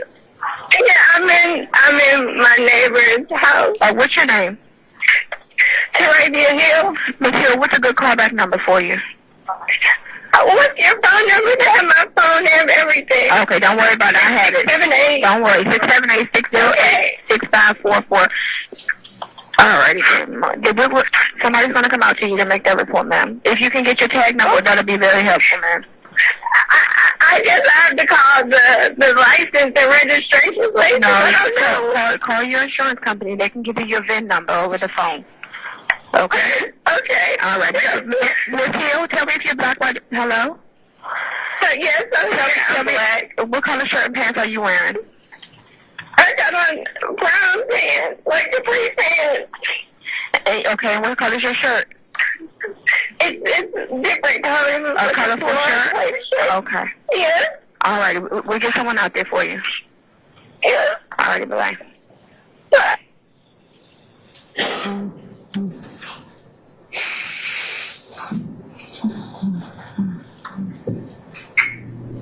Now, Miss Ladders, was it that time, did or did not that 911 call impact the CAD report that we were just discussing? Yes, sir. And I wanted to talk about for Victor. Can you explain, in general, the state will publish for Victor. Now, this CAD report, Ms. Ladders, can you explain when it indicates it was self-initiated? This CAD report. Unit 3309 advised his dispatcher to hold him out on a 54, which is suspicious car, X Cleveland Avenue and Macon Drive. And who is Unit 3309? Wesley Floyd. And what day did this call that Officer Floyd put in come in? May 11, 2016. And when was it received by APD 911? 3:37:57 p.m. hours. Now, the slatter's at the top, and it says call type and description. What is a 41 India auto accident injury? He advised his dispatcher to change the 54 to an auto accident. Call ended up being an accident. And what beat and zone was this call originated from? Zone 3, 310's beat. And what was the location? Cleveland Avenue at Macon Drive, Southeast Atlanta.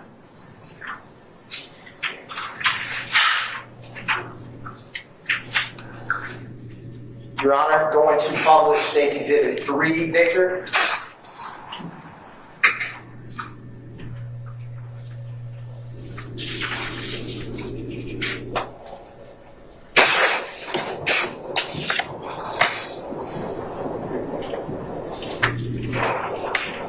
On the radio. 309.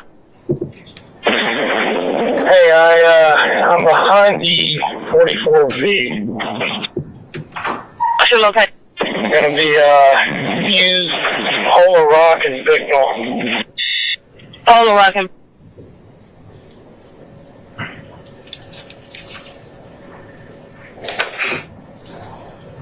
So he's taking a right on the Macon Drive. I copy a right on Macon Drive. Any units in the air? I can see him on order.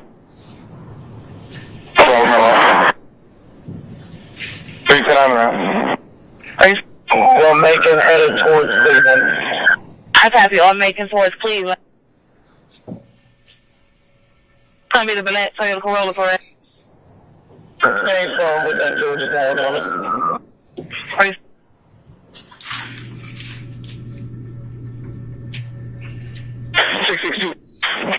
So now, where you now? 2345, show me a route. 309, where? Can I have the air, please? I am going on Macon Drive, southbound to Cleveland Avenue. Doing approximately 60 miles per hour. Southbound on Macon. Radio, he does 41 at Macon and Cleveland with a silver vehicle. I copy 41 at Macon and Cleveland. 3396, I just copy traffic. 90, did you stop or kept on? Raising 3309, did you stop or keep on? Not myself, and 3313 are in the woods, chasing them on foot. Black male, blue, the same 78 from the call radio. I copy. Radio 410 this way. Radio perfect setup. 38. He's running back towards Cleveland radio. Towards Cleveland and I'm not sure what house it says. Well, yellow house in Cleveland by Cleveland and Macon. Yellow house, Cleveland and Macon. Same phone copy and route.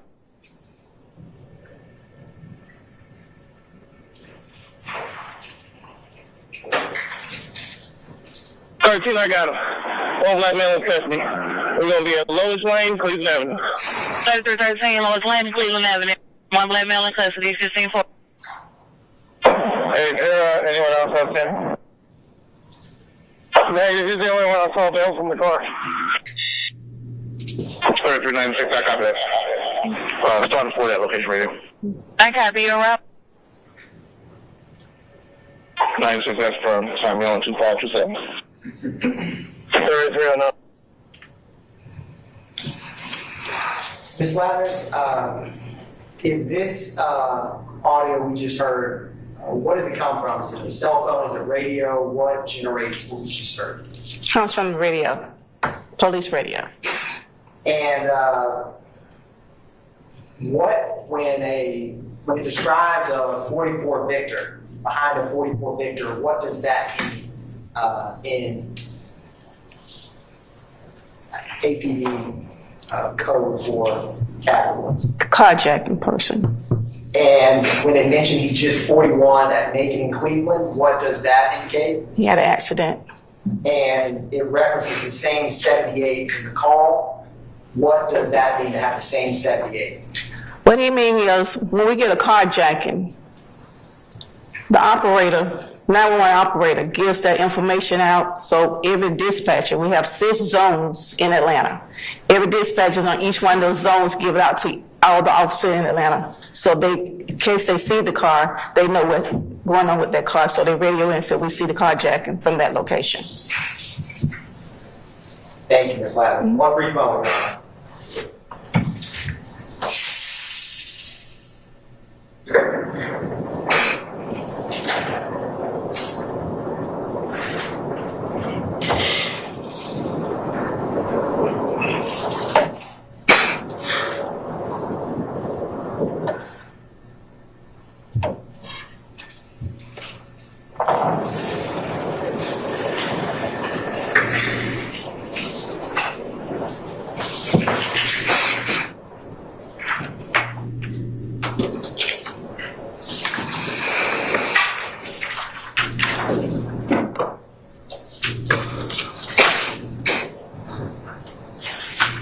Ms. Ladders, I just have one last question.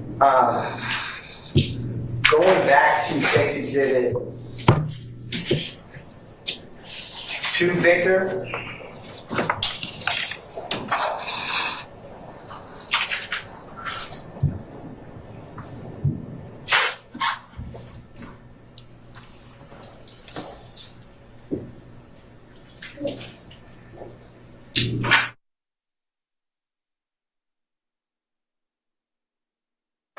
He was cleared the next day, May 12, 2016 at 06:31 a.m. hours. And what does a clear call mean?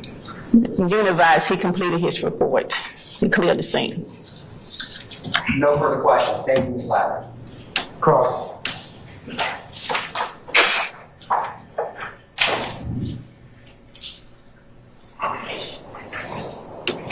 Ladders? Good afternoon, ma'am. How you doing? Fine, and you, sir? I am good. You are the custodian of records for APD, is that correct? Yes, sir. Okay. Previously worked in DeKalb? I've been with the city 33 years, sir. Okay. All right. You were not the person who took this call, right? Right. All right. Your testimony is essentially explaining what's on the CAD report and authenticating that 911 call that was made that we heard a little while ago, right? Yes. Okay. You were not tasked with, you weren't involved in this. You didn't have anything to do with the investigation or anything like that. No. Okay. What you know from reviewing the records and what you've been here to testify about is that there was apparently a carjacking that was called in on May the 11th of 2016. Is that right? Yes. Okay. Now, did I write down correctly that the call comes in at about 2:48 in the afternoon? Yes, sir. Okay. And I'm going to jump ahead and then come back, because I remember you said something close to the end of your testimony about when it was cleared.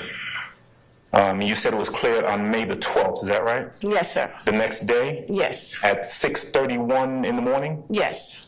Okay, so help me or help us understand that. Does that mean that whoever was charged with investigating the case noted it as cleared the next day, or what does that mean exactly? That means around that time, the lead officer who handled this report advised his dispatcher that he has code 17. Okay. So that means he has cleared the scene, put him in code 17. Okay. Cleared the scene. The scene of the incident itself? No, whatever he's doing, he can be in his office. He can be a juvenile. Okay. Cleared code 17. Okay. So we know the call came in at about 2:48, right? Yes. Yes. We know that sometime shortly thereafter, one of the officers, I guess the one who we heard on the CAD on the radio traffic, gets behind that Toyota Corolla, right? We know that, right? Two different officers. Okay. And then we know that at 6:30 the next morning, whoever is in charge of either this investigation or this incident marks it as cleared, right? Code 1723. 1723. Okay. Who's the person that entered that notification that it was cleared? Whoever the lead officer is. Okay. Who was that? It shows 3301 was the person she dispatched the caller to. So that's Officer Nicholas Reed. Nichols Reed, right? Okay. So, tell me if I heard this correctly. The police radio traffic referenced that they were behind a Toyota Corolla, right? Yes. And that then he was in pursuit on foot of a black male, right? In the woods, yes. In the woods. And then shortly after that, fairly shortly, the officer reports that they have a black male in custody, right? Yes, sir. Okay. Is there any information in the CAD or given anywhere in the radio traffic as to the identity of that person who was taken into custody on that day? No, sir. Okay. Is it customary that they would not put that information? Is that something that's disseminated somewhere else? They don't put that over the air, sir. Okay. All right. But it's clear, though, from the radio traffic that somebody, right, was arrested on that day for that carjacking. He advised he had one in custody. Okay. Now, the initial call, the initial 911 call made reference to the woman was talking about multiple individuals in a car. Remember that? She said 4 people, sir. Right. And I think at some point the 911 operator was asking her for descriptions and so forth, right? Yes. And I think, tell me if you heard this, that the caller made reference to the person who carjacked her being a black male, right? Yes. Dressed in, I think she said, a blue vest with a white shirt underneath. Is that right? It says on this report, I don't remember what it said, but right here it says, operator typed it in. Mm-hmm. She advised she was in a couple of sister nine gun. Black male, black shirt, then a black male blue jean, vest with a white shirt, tan pants. Okay. So we got description, I think, of 2 people, if I'm hearing you correctly. Yes, sir. Black shirt, blue jeans, blue vest, white shirt, tan pants, right? Yes, sir. Okay. Now, so that's at least 2 people, but multiple people in a car. But the officer makes reference to one person being arrested later on. One person being taken into custody. Am I right about that? Yeah, advised he had one in custody. All right, got you. Okay, so is there, tell me if you know this, is there a separate either detective's report or police report that would have the name and identity of the person who was taken into custody? Would that be somewhere? It should be on the officer report, not the CAD. Okay, so the officer, as far as you know, because you're the custodian of records, would have prepared, or should have prepared a report, right, that would then become part of this case file, for lack of a better I'm custodian of records for 911 Center, the CAD report. I'm not custodian of records for the officer report, 2 different systems. Okay, got you. Okay, so you don't know anything about, well, let me finish the question. You don't know anything about the police report or any information that would be in a police report, a detective's report, or anything like that, right? No, sir. Okay. Did you receive any, was there any additional radio traffic other than what we heard? We heard from one officer. Any other radio traffic come in for this call? 911 and police radio is recorded 24 hours a day. Mm-hmm. This was 2016, so I can't advise you because we don't have that audio anymore. Okay. After 5 years, we don't have to keep those audio. They purge on their own. Okay. So do you know whether or not there was any other radio traffic surrounding this incident that we just don't have? It should be radio traffic from the carjacking. Okay. When the dispatcher dispatches unit out to that location. Okay. And that would be the communication between the radio dispatcher and the officers that are being dispatched, right? Yes, sir. Okay, that's not what we heard a little while ago. You heard the chase from unit 3309 when he pulled out on the vehicle. Okay. All right, now this is back in 2016, and I understand you weren't the one who took the call, right?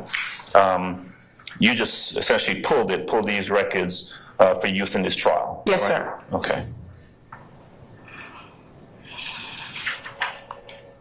It would be fair to say that you don't know, you have no personal knowledge of what, if any, connection this incident from 2016 has to do with any individual here in this courtroom. You don't know that? I don't know. Okay. All right. That's all I have. Thank you, Judge. Any redirect, sir? No, Your Honor. All right, may Ms. Ladner's be permanently or temporarily excused? Or anybody else have an examination? No, Your Honor. Okay. Temporarily, Your Honor. Okay, Ms. Ladner's, I'm going to temporarily excuse your witness. You're free to go about your usual duties and avocation. Just don't discuss your testimony with anybody except the attorneys in this case, okay? Okay. Thank you, madam.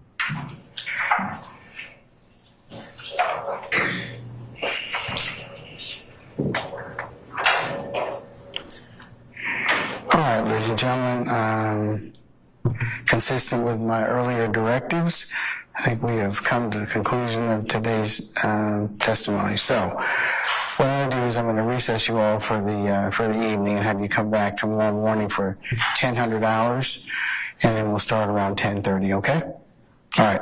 Any ministerial inquiry with me? No, sir. All right. Okay, well, remember all the admonitions that I've told you and will continue to repeat to you. In particular, for you not to have any conversations amongst each other. You leave your juror notepads in the back. Also, don't let anybody talk about this case in your presence or hearing, and if anybody should try and approach you about this case or violate any of my admonitions, you would need to let myself and Sergeant Abel know immediately, okay? All right. Thank you for your patience, ladies and gentlemen, your continued patience. And with that, we'll see you tomorrow morning at 10 o'clock, okay? All right.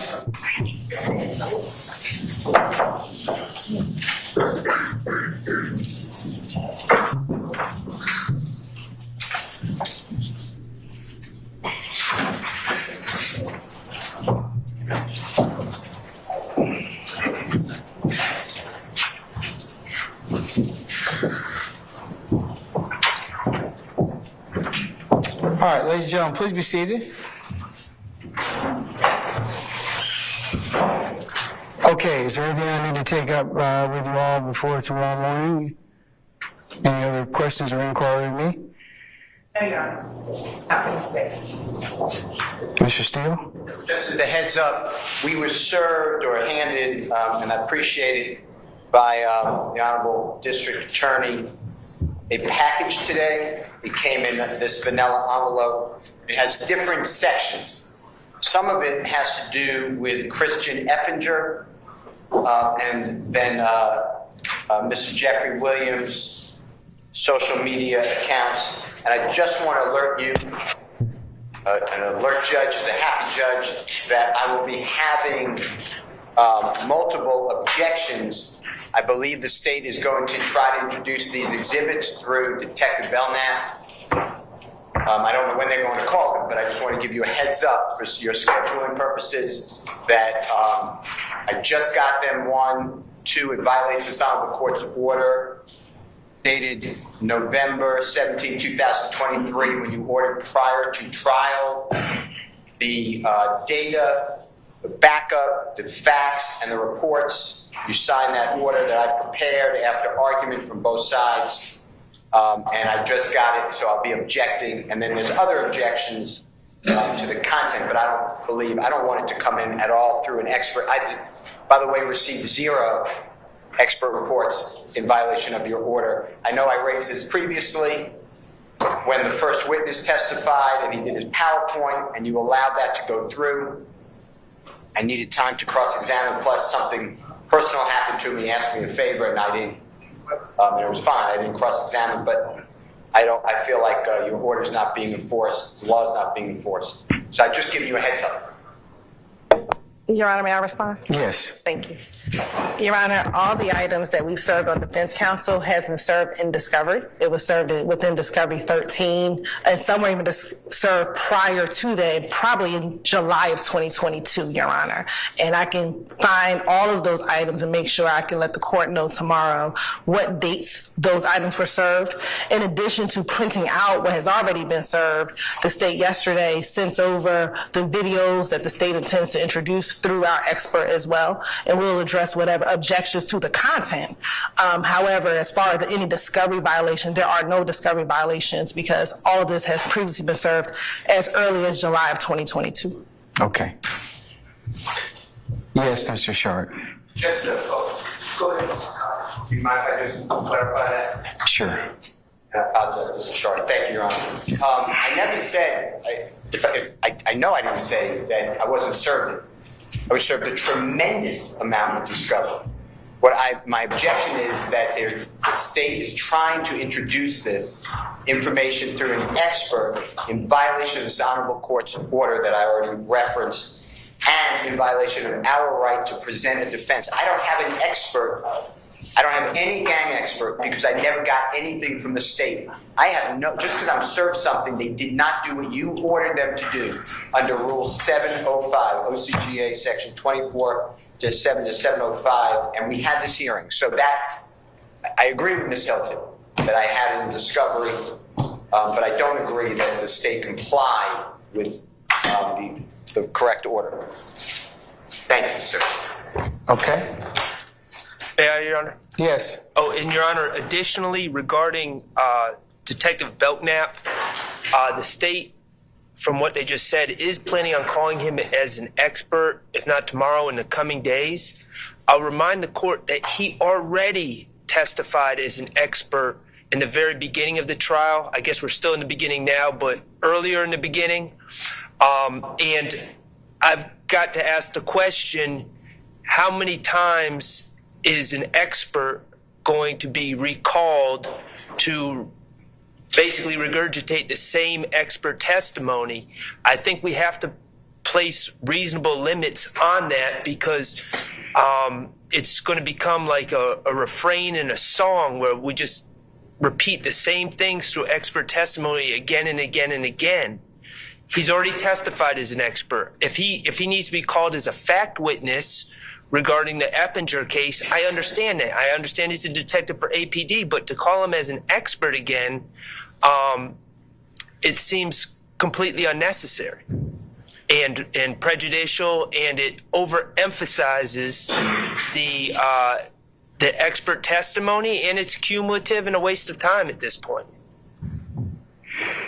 All right, State. Your Honor, we discussed having to bring back certain experts multiple times previously. And Investigator Mark Belknap was one of those individuals. As a matter of fact, I believe when he was released, when no one cross-examined him, the question was, are we bringing him back? And the answer was yes, and there was no objection at that time because we had already discussed with this court prior to the fact that multiple experts would be called back at certain times, and this is one of those times. So is he testifying as a fact witness or an expert witness? It would be both. Well, remember, remember what we had before. You all are going to need to give me a proposed instruction. Yes. So, and I need to look at it so that I can make sure that it comports with a golden peanut and other case and the other and other federal cases that we looked at when we discussed the issue of dual purpose witnesses. Yes, Your Honor. That's the state's intentions. All right.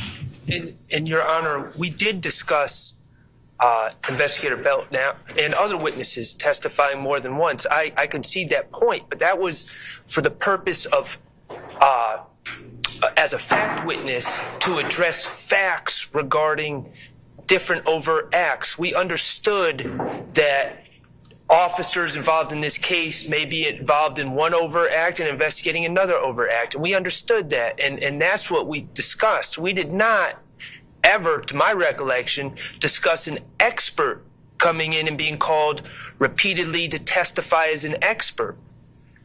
That seems cumulative and extremely improper. Well, Mr. Shaw, as I recall, it depends upon what he's going to testify to. So. Well, we don't really know from the defense side. We've been given, again, we were given these pamphlets today or these packages today, but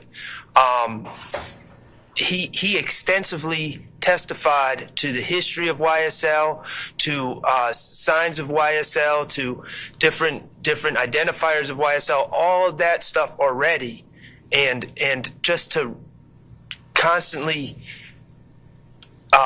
place this expert testimony in front of the witnesses again and again and again. And I'll remind the court respectfully that he's not the only expert witness on the state's witness list. They have like 4 or 5 other expert witnesses. How many times? Mr. Short, I don't think he's been offered as an expert as of yet.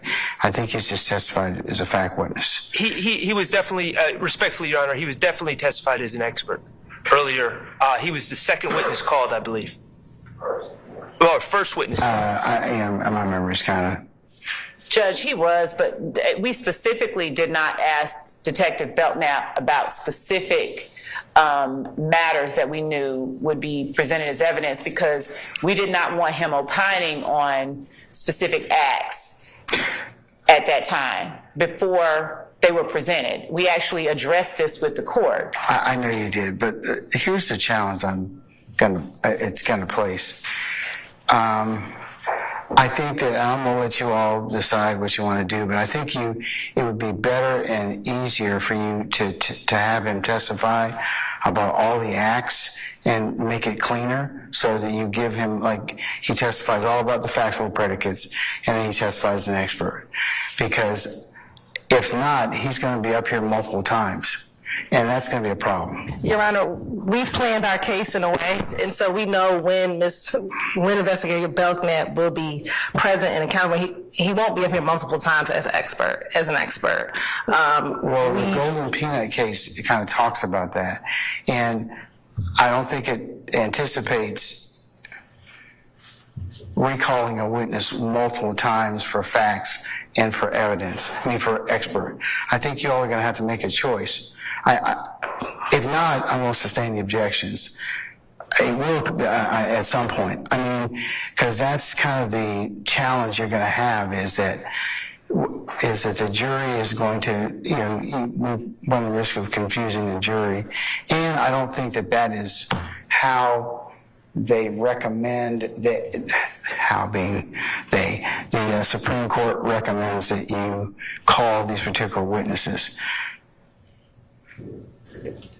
So I'm going to let you all think about that, talk about it, but we're going to have to come up with a better solution in that respect, okay? Because the case law seems to indicate call them for facts, and then I give them a limiting instruction, and then they get called as an expert. That's a dual-purpose witness. So Belknap and several others are going to fall in that category. So we're going to have another conversation about that. That's my concern as the court. We will, Your Honor. We can address that when we have the later conversation, but I want to have it before you make your decisions to call them, okay? But I don't think that's fair to you and fair to anybody else if I don't have that conversation. So let's plan on. When's Detective Belknap supposed to be testifying? Tomorrow. Yeah.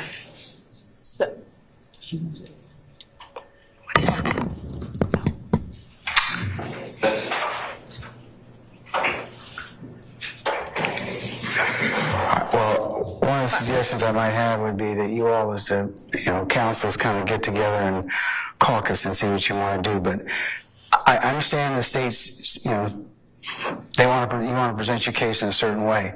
But I think that Golden Peanut case as well as the other case is going to be a challenge because it doesn't kind of say split it up. And the federal case law, which talks about dual purpose witnesses, is kind of very clear about how you're supposed to, the court's supposed to bifurcate that. And Your Honor, we believe that those cases are distinguishable as those were one-count cases and they were not RICO cases. I know that. And those we believe are distinguishable. But it's still, unless you can find me a case that says I can do that, but it's going to be cumulative at some point in time, or it confuses the jury to have one witness come up 4, 5, 6 times. Judge, and as it relates to this particular case, and we will, of course, we're going to look for case law on that, Judge, but Our position is that in order to not confuse the jury, the reason that we have Detective Belknap coming up at the times, the intervals, the limited number of times that we do. How many times are you going to have him testify? How do we?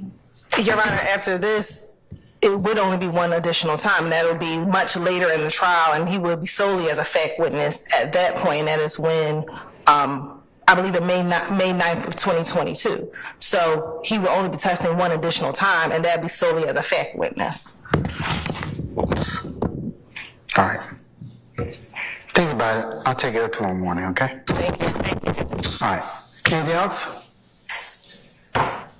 All right. I see y'all tomorrow morning for 1000 gathering time, and then we'll start around 10:30, okay? Thank you, Judge. All right, we're in recess.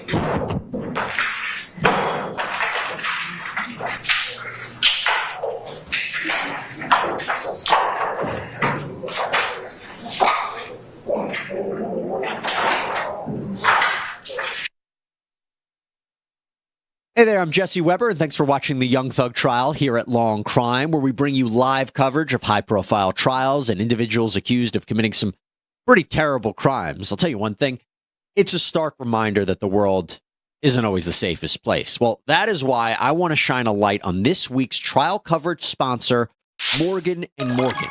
When you're injured, figuring out what to do next can be pretty overwhelming. That's where Morgan & Morgan, America's largest injury law firm, comes in. A whopping 3 million people turn to them every year. And their process is a game changer. Picture this. You submit your claim, you sign contracts, you upload documents, you communicate with your whole legal team, all from your phone. It's that simple. And what's even more impressive, an attorney reviews your case in just 8 clicks. That speed is remarkable. You submit a claim, they start fighting for you. And if you're concerned about costs, well, you only pay them if you win. There's no upfront fee. So if you're ever injured in an accident or at work, you can check out Morgan & Morgan. You can submit a claim in 8 clicks or less by visiting forthepeople.com/youngthug.